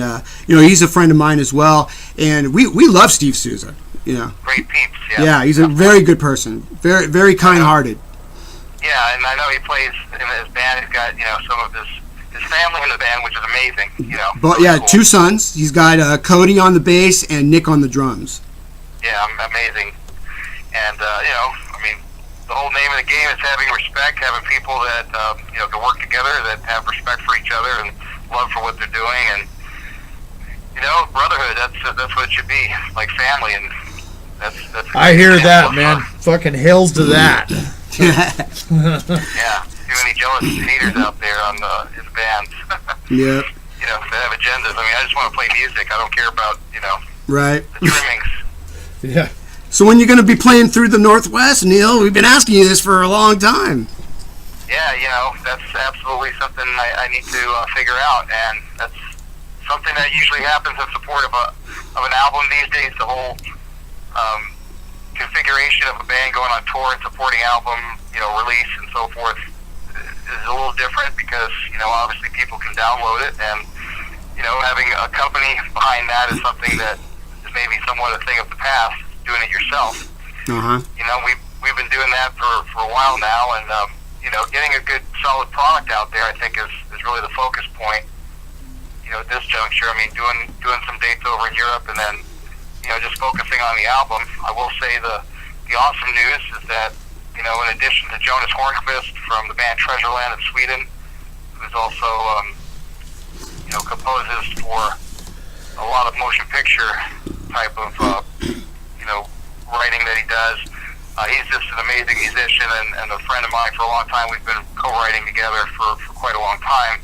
So we're working on some projects, and also playing with Deathriders on the album is Howie Simon from the band Alcatraz.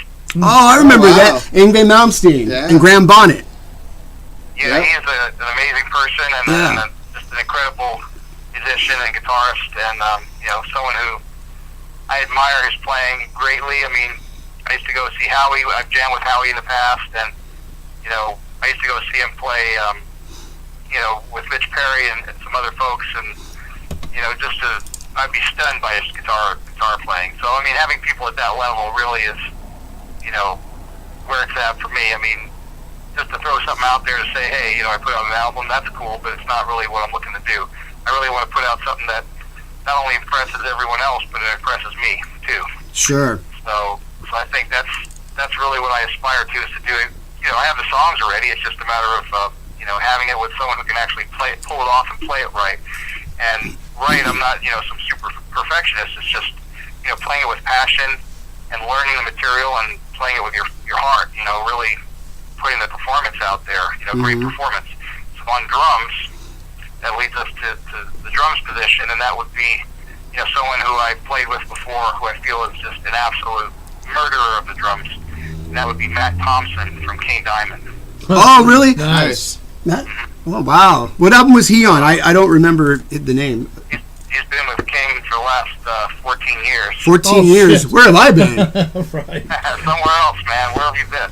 I don't know. Listening to Merciful Fate instead. I don't know. I have no. Yeah. Yeah, Matt also plays in some other really cool bands that have releases and play out. So he's an amazing musician, and it's an honor for me to play with guys that really love metal. Yeah. That are truly metal players. That can execute not only on a metal level, but on a musical level. They understand music. They understand the parts of these songs, and it's just a matter of stepping up the game. Got to step up my game and play on that level. For it to come across on recording. So, having a band and being able to play locally, that's cool. But I think what's more important is what I would want to do for the fans, and that's give them a product that's going to just, be something they'll want to play and something they'll be happy with, and something I'll be happy with. So I think that's really the key thought. And then, in addition to that, as far as the European lineup, I do have some really great people on board to play with me on the Europe dates, and that would be Gert Nijboer from the band Highway Child. Huh. So Gert will be on guitar, and also Hans Intzant. He's the drummer for Praying Mantis, so he'll be playing with me as well. And this is our Deathriders Europe team. So I was going to say, you have like an international band here. Yeah. Well, you got to do what you got to do. I mean, sure. You have guys that take it seriously, and if their goal in life is to meet chicks and smoke weed, well, they were in the wrong bands. Yeah, I hear you. Total professionals that are out to play for the music, to have a passion for performance and for the music. That's where we're at. Amen. People don't need to be rock stars. They just want to build their career. Play cool shows. Play great songs. Have fun. That's what it's all about. Absolutely. And then also on guitar is Conrad Holterman. He's in a band called Extinction. Kind of interesting spelling with the X's in there. And these guys are all from Netherlands, Holland, all Dutch musicians. And we also have Corny Kleefman on bass guitar from Crossbreed. So quite a great lineup of my Dutch metal soldiers that are ready to go out there and kick ass. What are you going to start playing black metal or something? Well, no, I'd have to move a little north for that. Yeah. Right. No, not necessarily. These are guys that really, they have a passion for what they do. They're serious about metal, and they're already playing a great band. So, when I asked a few few of them to do this if they were interested. I mean, it was a great solution to a commitment that I had. You know, since I had dates over in Europe, I wanted to keep them. I don't like to cancel any dates. I don't like to let down the fans, and I don't like to, you know, not do dates. I mean, if I say I'm going to do something, that's kind of the reputation I hope that I have is that I stick to it, you know. Yeah, Neil, for those out there, I can vouch for Neil Turbin. If he is a man that stands by his word. If he says he's going to be somewhere, he will be there. You know, unless he's on his deathbed, he will be there. He will play for the fans. You know. I'll show up dead anyway. You'll show up anyhow, huh? Fuck it. Yeah, why not? I mean, when you're committed to something, you know, what's a good excuse? You're dead, and they'll show up anyway. Then you can break that one. Yeah. If your life force shows up, well, at least you showed up, right? Hey Neil, how many albums do you have out right now altogether? Not enough. I know not enough, but I mean, like, you know, I was kind of searching around, and I found a couple old bands like you had Bad Apples, you had what's that Delcon 1 or was that one? You know, and then of course you had Anthrax. But how many albums do you have all together when you add it all up? Not many. Actually, I sang on Fistful and had a single before that. You know, so it was back in the days of 45. 45 RPM single. So yeah. So we did that. That was actually the first release. So it was the single, and then it was Fistful Metal was the first official. You know, not including demos or you know, bootlegs or anything like that. But there's those two releases, then Armed and Dangerous, which actually was released with 2 demo tracks on it, which were my vocals on it. Of course, most of the songs on Armed and Dangerous were all mine, except for, you know, like a cover that was on there. Yeah. And then on Spreading the Disease, that was, of course, an Anthrax release. There was 2 songs that, you know, that were mine that were on there, Armed and Dangerous and Gung Ho. So those are, you know, those would be my songs on record. Did you get writing credits for those songs? Well, I copywrote, you know, what I wrote. So yeah, with Library of Congress, those are my songs. And then what happened is I gave permission for the band to use the songs on the album.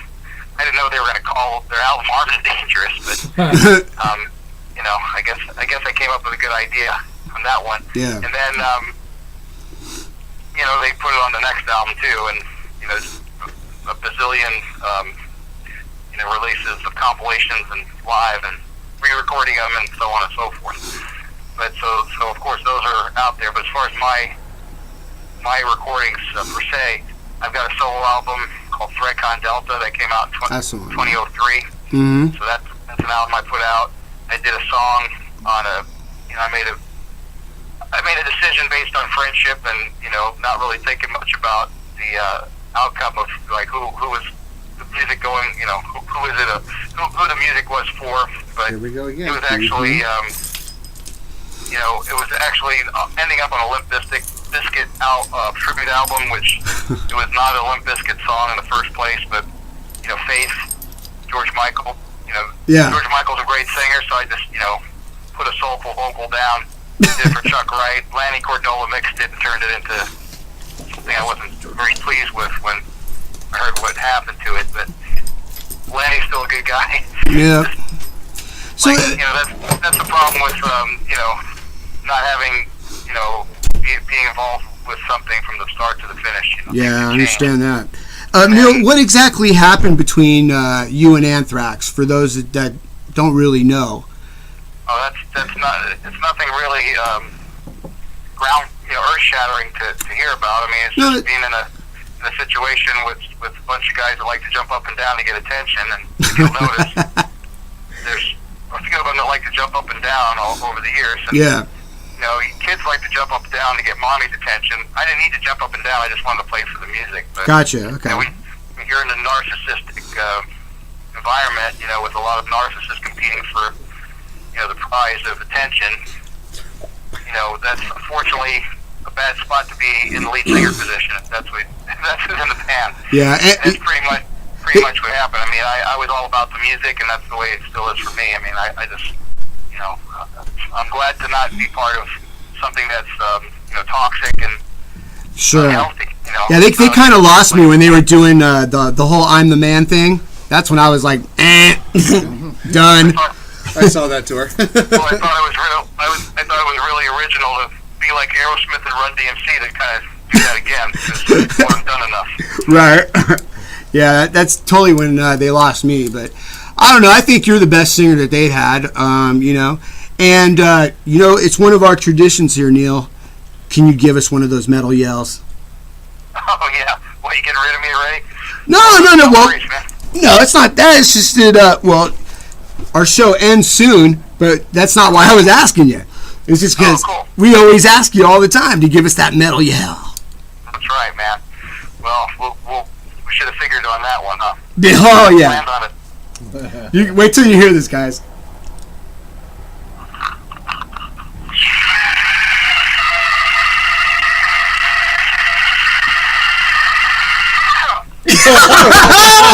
Yeah! Woo! Again, a classic. Monkeys are gonna climb down from the trees. Oh, your neighbors must love you. Neil Turbin, man, that's great. All right, Neil. So what's up? What else is going on? Any other words you want to tell your fans out there, or what's happening with Deathriders and Most definitely, we're just doing some revamping on the website. That's deathriders.com. Please visit, and we're also out there in social media, of course, and all the typical places like SoundCloud, Facebook, Reverb Nation, also about me out there, and we're on Instagram and Google Plus and some of the other not as well known mediums out there that are in the social media world. Also, we have a channel on YouTube, Deathriders channel. Yes. We're also on Vimeo and Daily Motion, so we've got some live performances out there. Yeah, I mean, most of your videos I've noticed when I was doing some background check on you, most of your videos are all live that I've seen. There's very little like studio cuts of videos that you have. I mean, only a few. Yeah, well, if someone's got some budget and they want to spend some money and make an investment, they're more than happy to do so. Right? You got a few grand you want to drop? Go ahead. There you go. Neil Turbin. Call him. Yeah. So when we have, the songs completed, not in demo form, when we have songs that are actually, in completed form where they're mixed and they're mastered, at that point, at least having the song in a format where it can be worked, a video can be worked up with the song. In that capacity, we would try to pursue that. But we're pretty much DIY. We don't have all kinds of big business behind us, I guess. Sure. The strong metal bands that are out there, I mean, they still have business behind them. It's who you know. Yeah. If you're good. It's not what you know, but it's who you know. Yeah, who you know. Well, I would say most bands these days are do-it-yourselfers. They record their albums at home. They do their promotions at home. Everything. So that's how the times have changed. Well, some people are really fantastic at it, and they have a lot of support, and especially if they're super connected, if their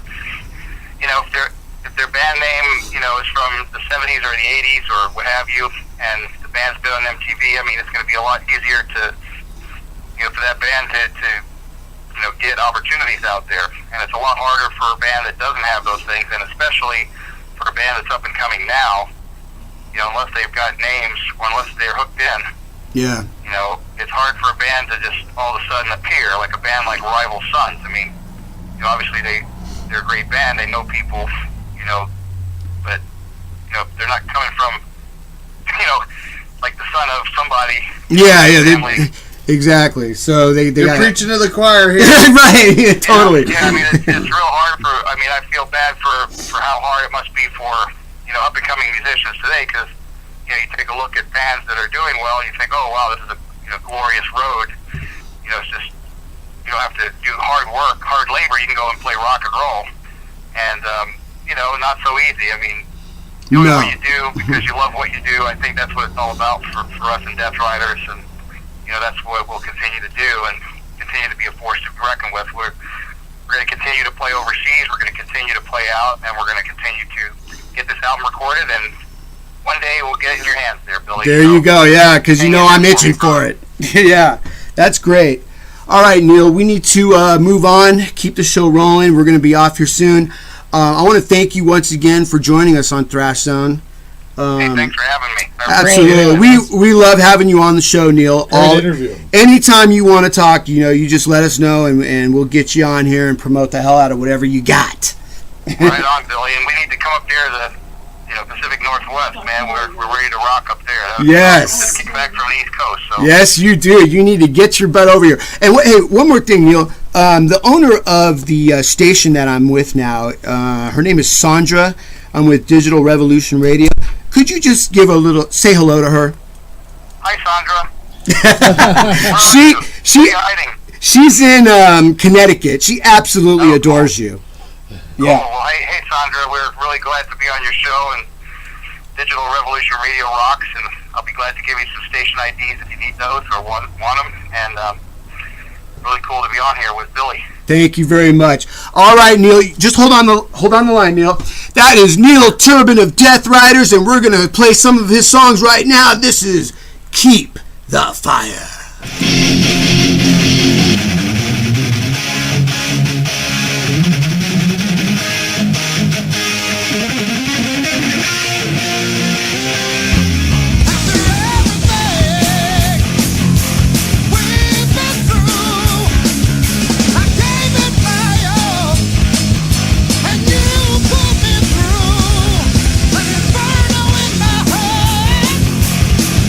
Turn the flame. Was a destiny.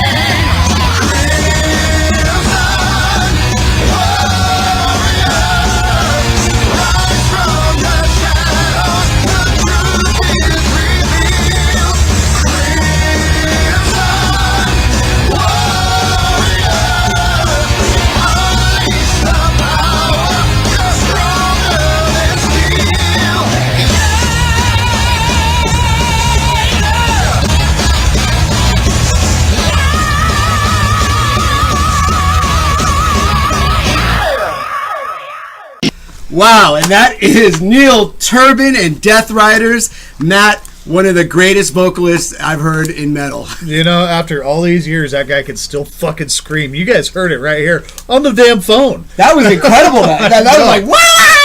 No studio editing there, man. That was the real fucking thing. No, if you watch the Deathriders videos, he does all these screams like live. It's perfect every time. I mean, the guy's just really incredible. Great guy, Neil Turbin. Good man all the way around. Got his head on straight.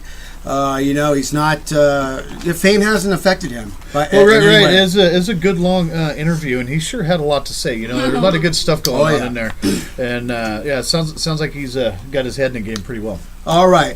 Well, Matt, it's your time. You have the concert calendar and all your things you want to do. So, I do. I got a few things going on here, folks. You got the floor. I've got to bail here in just a minute, but Billy's going to keep the metal coming at you for another hour or so here. We have an interview with Matt Dorado of Earth to Ashes coming up, so don't go anywhere. Yeah, we got him right here in the studio, man. So that's there he is.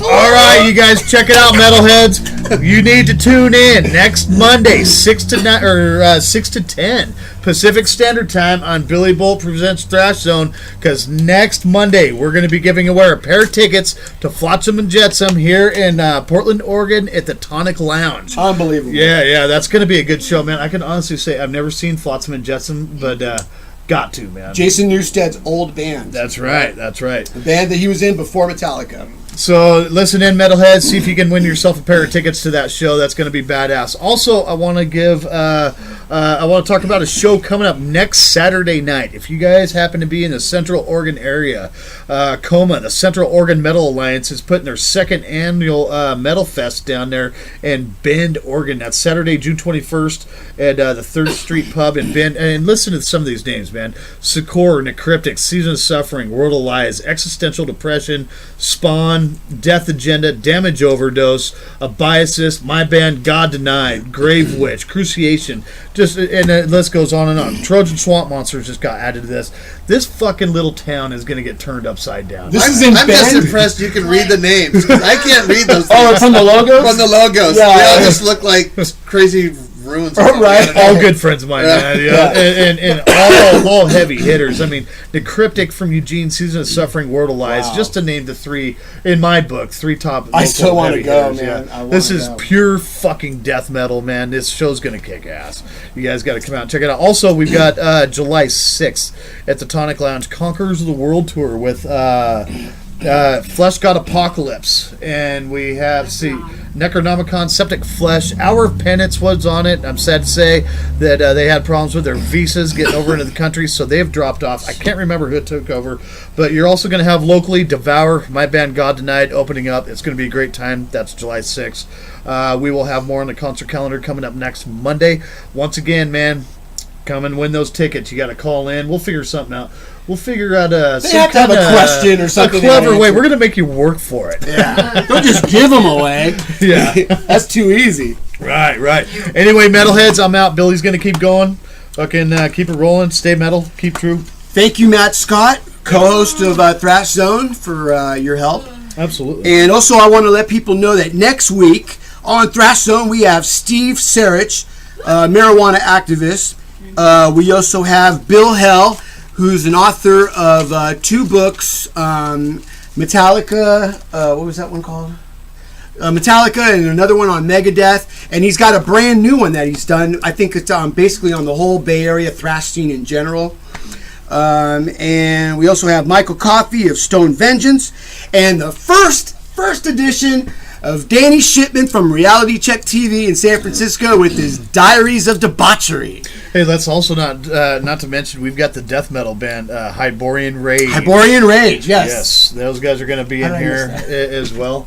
Those guys are fucking nuts. Wait till you hear them guys. Yeah, you got a taste of them today when we talked with Dan Watson. And it's just been an incredible night. Yeah. We couldn't get a hold of Andy Galeon, for those that are wondering.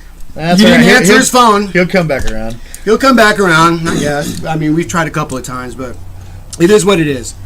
So here we go. Stay tuned, because up next is Matt Dorado of Earth to Ashes. Hell yeah! And here we go with some Nuclear Assault. This is Game Over.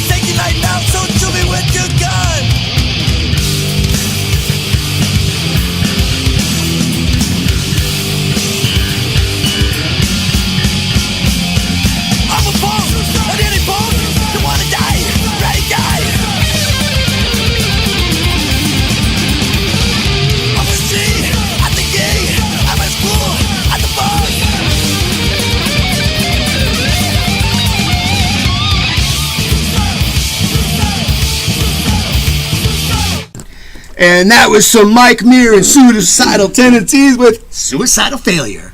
Because he can't kill himself. What did we have before that? We had Superjoint Ritual with Permanently. Tenet with Crown of Thorns. Kicked it off with Nuclear Assault and Game Over.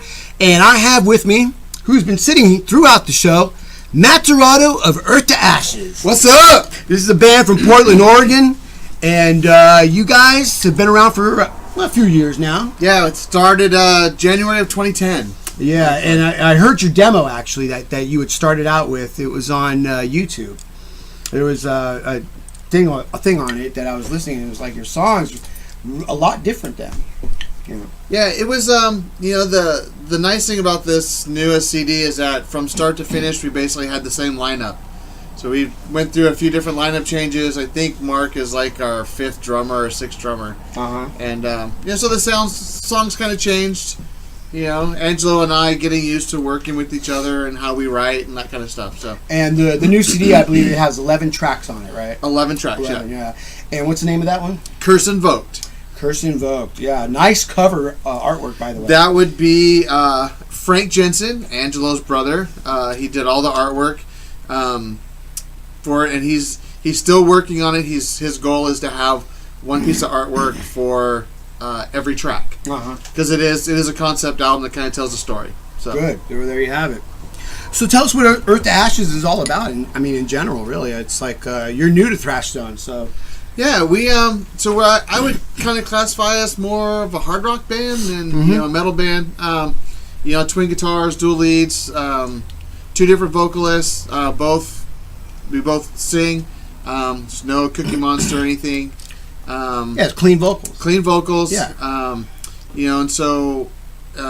Angelo, back in late 80s, I guess, early 90s, was down in LA, and he fronted the band Aaron's Rod back in the day, and they were signed to Roadrunner CBS, did pretty good in Europe, and so now, with the 2 of us, we have the ability to have 2 different guys singing, which is kind of a luxury. So wait, it's you and Angelo that sings? Yeah. Not you and Larry?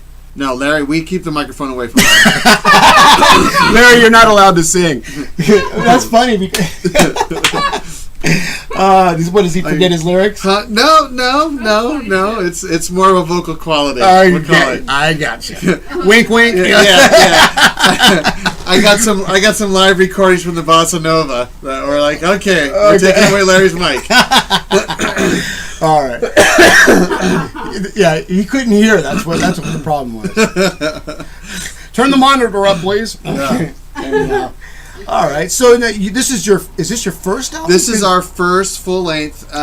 We had enough songs. Because we did 2 demos. We had enough songs. We probably have another 15 or so, and we could have just recorded those and made an album. But I'm kind of a move forward, not move back kind of guy, and so I'm like, you know what? Screw that. Let's just write it. Let's write an album. Yeah, but how come you didn't include say Fear Cage? Why didn't you put that song in? Because it was we'd already done it. I said I want to move forward. Sure, but this is your first album. People are really going to be hearing it for the first time. They may not have heard songs like that. So. Right. Which is kind of interesting because with this CD coming out, we've sold a bunch of the old EPs, the demos that we did last year with Fear Cage and Depraved on there. Oh, okay. So you did have them like. Yeah, we did it as a demo. Oh, I got you. We did a 4-song demo, and then I agree then. Yeah. But then there was a big conversation. Do we just go in and we don't have a really good recording of The Snake or City of Dead Echoes, stuff like that. Yeah. So, but I was like, screw that. Let's write a whole new album. And we had this concept of this kind of ancient curse and how it kind of manifests itself through history. And kind of loosely based it on the sort of destiny, which if you kind of look it up, Hitler was very fascinated with it, and it was kind of a story about this artifact that whoever possessed it, it gave you a little bit of power, and so we kind of moved that story kind of through time, and just wrote, said all new songs.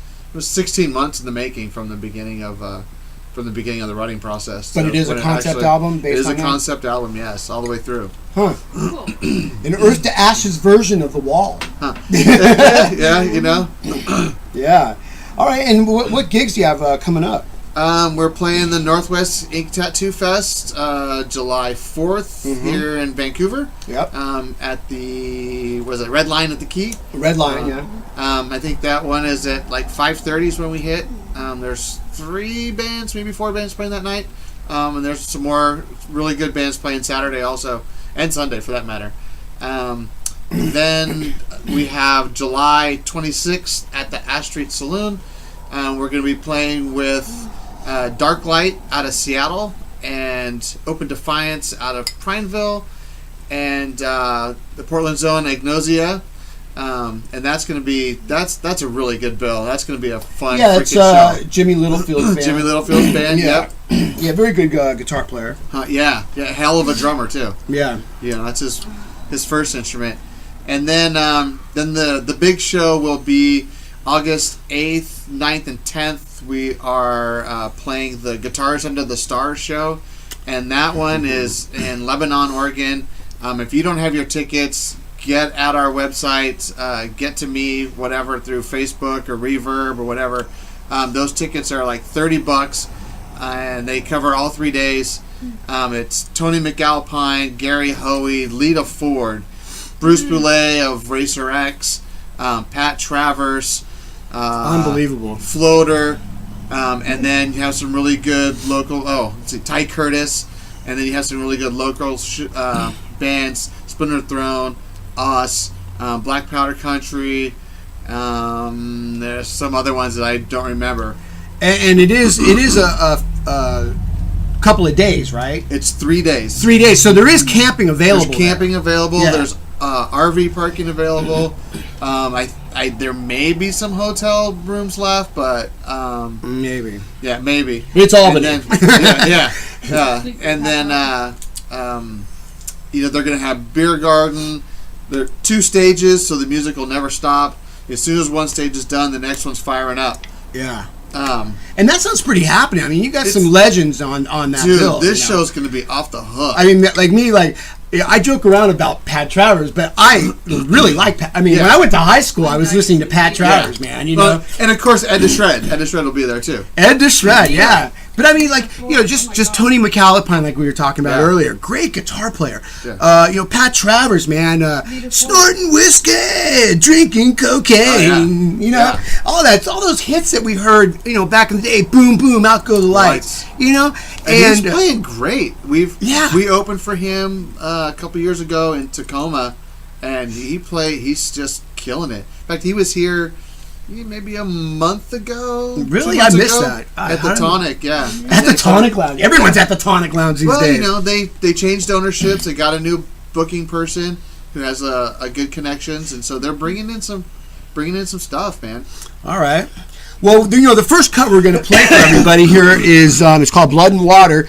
And why don't you give us a little background on what this song's all about, Matt? This one just kind of talks about kind of the start of the curse, and that's pretty much it. It's the first track on there, and behind the prologue. It's a prologue, which is kind of cool. That's actually my daughter singing. Is it? On that one.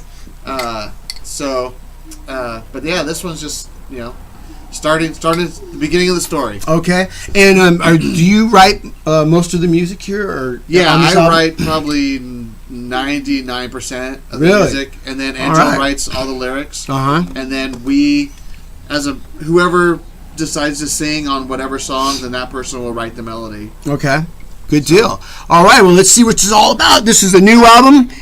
This is a song called Blood and Water. Crank it up, and here we go.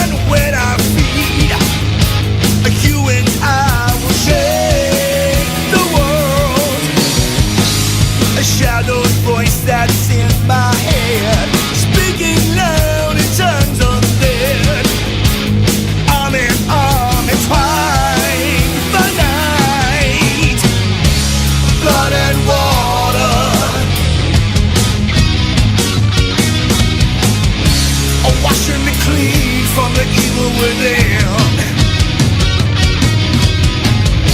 A blood and water.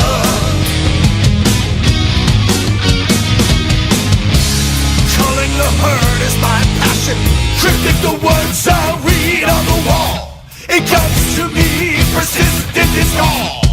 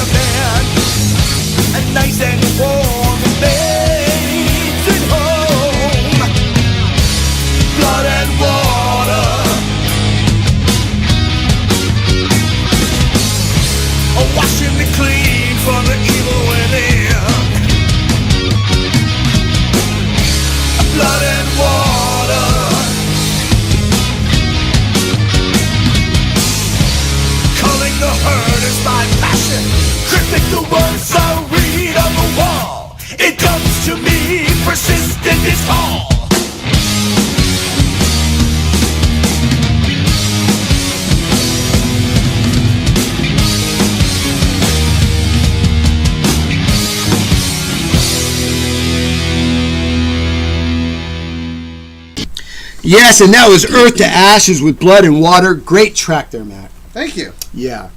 All right, so what's next for the band? Oh, next is just... Where do we go from here? I know. Just playing and playing and playing. We have a couple shows booked up in Seattle in September. We're looking at just playing. Yeah. And now that the CD's out, it's just a matter of getting the word out there. And it's been really good. We got a pretty good response on it. Getting a lot of interest from Europe and South America. So that's been kind of nice. Kind of freaky in a way, but kind of nice. No, I think it's a great thing. So the next step, obviously, would be to play out of the Portland area. Right. You want to grow. So I mean, what do you want to do? Do you want to target, say, California? I think right now. I think we're going to be targeting Washington, Idaho would be the big ones. We can do. It'd be nice to play. Tacoma, Seattle. North Seattle, South Seattle.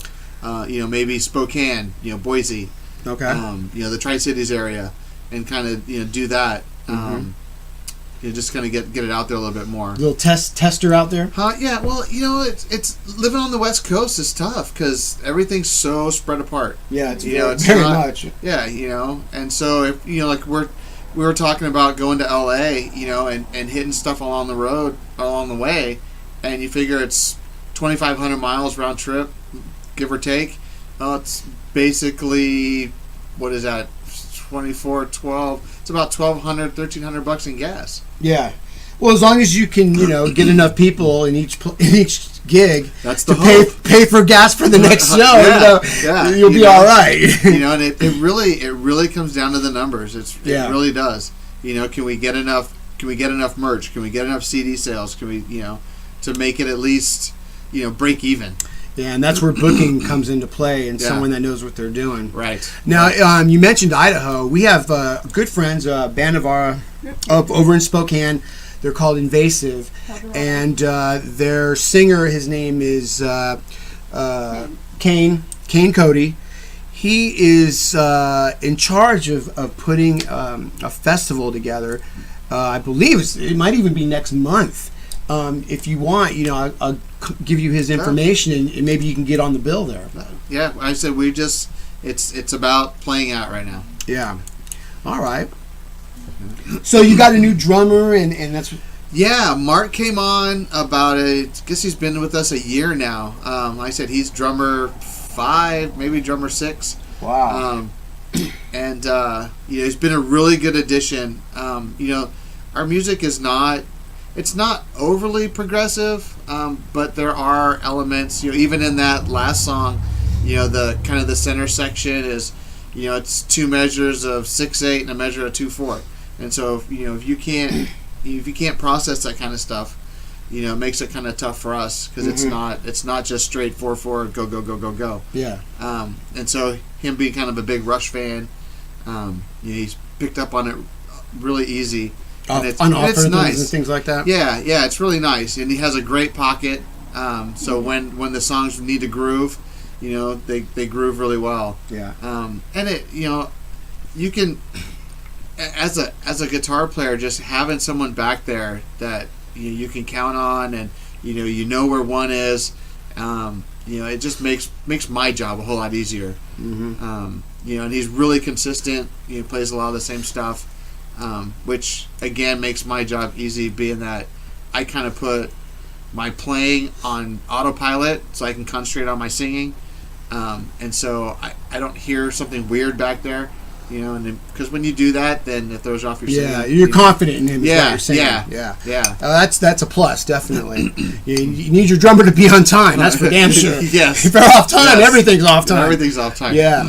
Well, I remember. I believe it was about a year ago. You guys were entered in some kind of contest where the winner got a contract or the DRD thing. Yeah, the DRD thing. Yeah. And didn't it come down to like you and American Overdose or something like that? Well,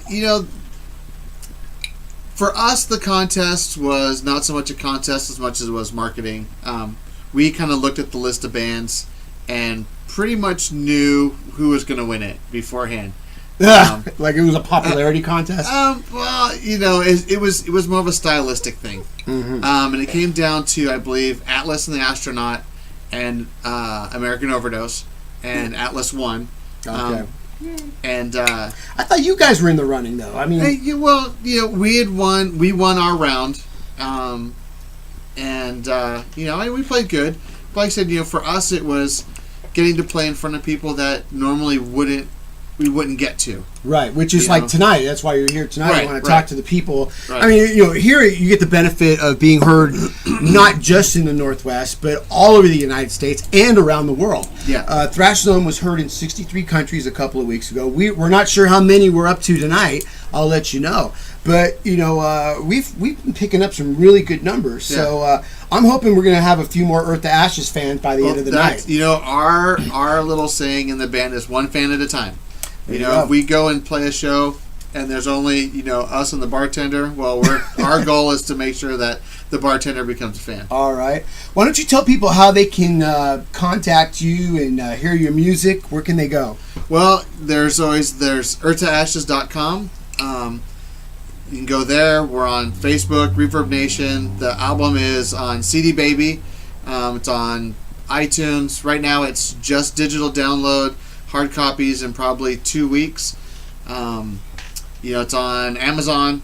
I just saw that. So, it's out there and available. So go get yourself a copy. It's only $10. That's less than $1 a song. Yeah, 11 tracks. All good music. Yeah, this is like that good rock and roll, heavy rock, just good stuff, man. Yeah, we lots of heavy guitars and leads, and it's like the old stuff that we all grew up on. Yeah, I love it. Yeah, we try, and it's this album. Like I said, it runs a gambit. There's more rockin' songs like the Blood and Water. We have 2 ballads on there where it's just vocals and acoustic guitar. Is that right? Yeah, and it's it sounds really soft and sweet, but it's really about the killer coming into this girl's room and killing her. Part of the concept album. Kind of the concept album, yes. Yeah. And he's just kind of, really reflections on, what's going on, and, so you have this little kind of weird dichotomy, of what the song sounds like and what the song is saying. So like I said, it was a lot of fun to write this. I don't know if we're gonna do another one, a concept album anytime soon. They're tough to do. Yeah. Concept albums are a little tougher to do than just a regular album, because you got a whole story and everything that you got to put together, and make sure the music goes with that story. Goes with the story, and the lyrics follow, and it's definitely a tougher thing to do. Yeah, a lot of times with our writing, it's I'll send Angelo an idea or whatever, and he'll come and go with that, or he'll come up with the song title, and I'll write a song around that. So excellent. Now, Matt, Earth to Ashes' first single off this album is "I Hear Cryptic Voices." You want to tell us a little bit about that? Yeah, this is kind of midway through the story, and the main character, we call him Fritz. He's a guy on the album cover, and he is, it just kind of, he's hearing the voices in his head of kind of the people that he's killed along the way, and so this one. We're shooting some live video on the 26th at the Ash Street, so come down if you want to possibly be in the video. If you want to be a video star. Yeah. We're going to shoot some stuff, kind of some more stage shots, and then put those 2 together, kind of help tell the story. We're going to be looking for some old creepy house to kind of shoot some video in. And then, that'll come out, hopefully sooner better than later. Right? Okay. Well, so no set dates or anything. Yeah, no set dates. All right, so let's play this for the world. This is their hit single, or at least we hope it's going to be a hit. This is "I Hear Cryptic Voices," and here we go with "Earth to Ashes." You killed me. Why'd you do? You're gonna get caught. Who you are. They all know You're a murderer. You won't get away. We saw your shoulder. Everyone knows. We know where you killed went. me. I saw you always Get away with it. I know. You better run and hide. Why'd you do it? Keep running. Killed me. Never get away with keep running for as long as you live.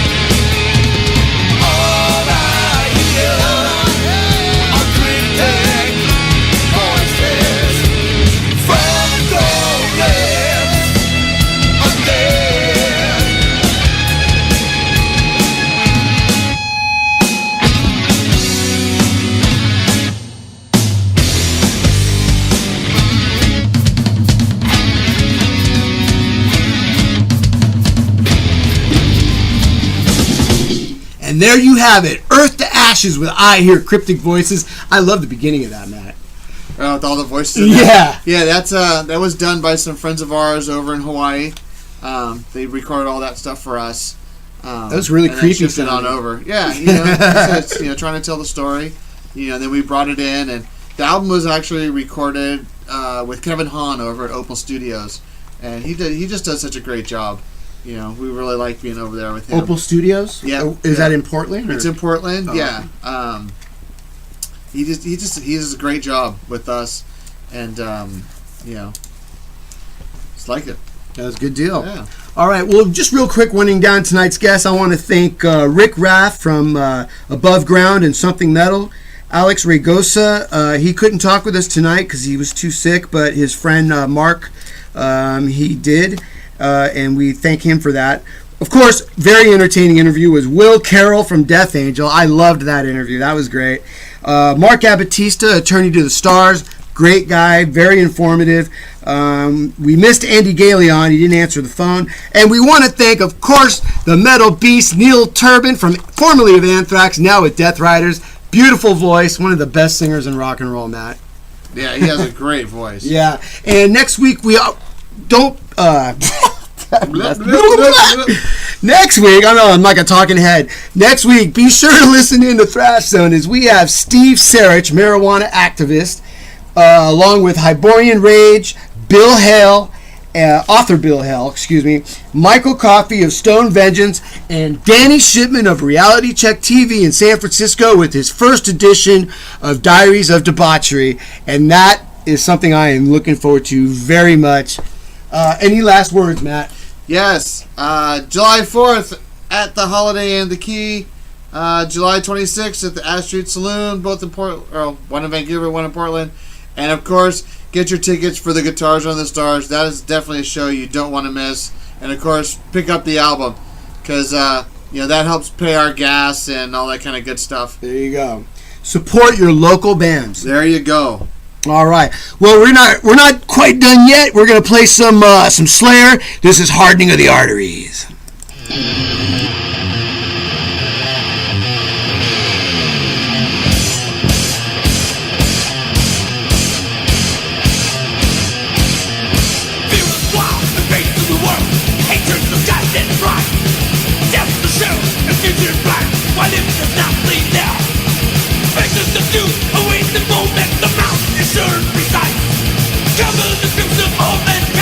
Going up, be gone, so this is mine. This is the out. I took the light. My little world. You try to fake the sabotage the consciousness. Our new life must perish below. Existence now is futile. Decrepit breath. Fire image dead. A world is the game. There's left in that one. Sadistic mind.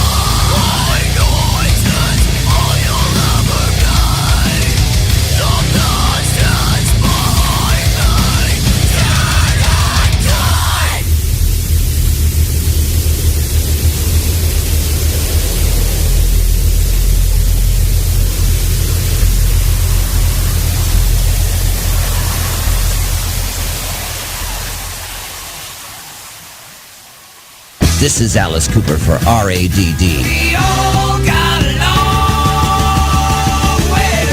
There's a lot of things we have no control of in this world, but that's not the case with drunk driving. If you're going to drink, don't drive. Think ahead and choose a designated driver. Remember, music lives on, and so should you. Yes, we all got a long way to go. A public service announcement brought to you by the U.S. Department of Transportation, RAD, the National Association of Broadcasters, and the Ad Council.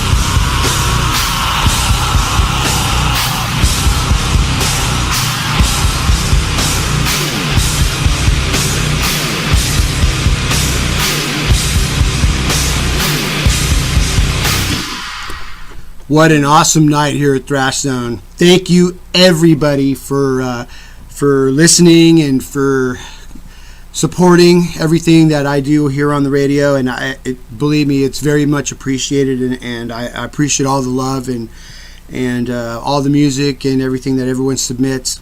It's quite humbling. I just also want to let everyone know that I've become an A&R territory manager for the Northwest. For Dead Inside Records from San Francisco. If you're a band in the Northwest and you're looking to get signed and you think you have what it takes to go to the next level, I need you to look me up on Facebook and send me some MP3s and a little background of your band, and we'll take it from there. What we just heard was some Sepultura, Roots, Bloody Roots, an Alice Cooper drunk driving public service announcement, some Simon Says Die, a band from Vancouver, Washington with White Noise, and we had some Skinner with Sleepwalkers, Kicked it off with some Slayer, Hardening of the Arteries. And we're going to play another set, and then we're going to call it a night. So here we go. We're going to play here. That's the thing. Pantera, Throes of Rejection.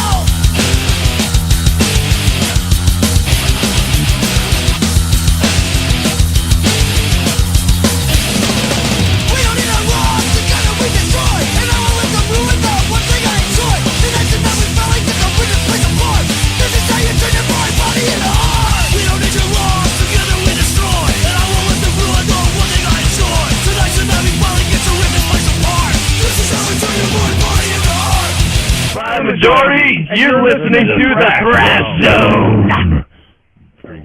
Guys are horrible. On three. Yeah, on three, fellas. Thrash Zone, say Thrash Zone with Billy Boldt. Let's just count it in. Yeah.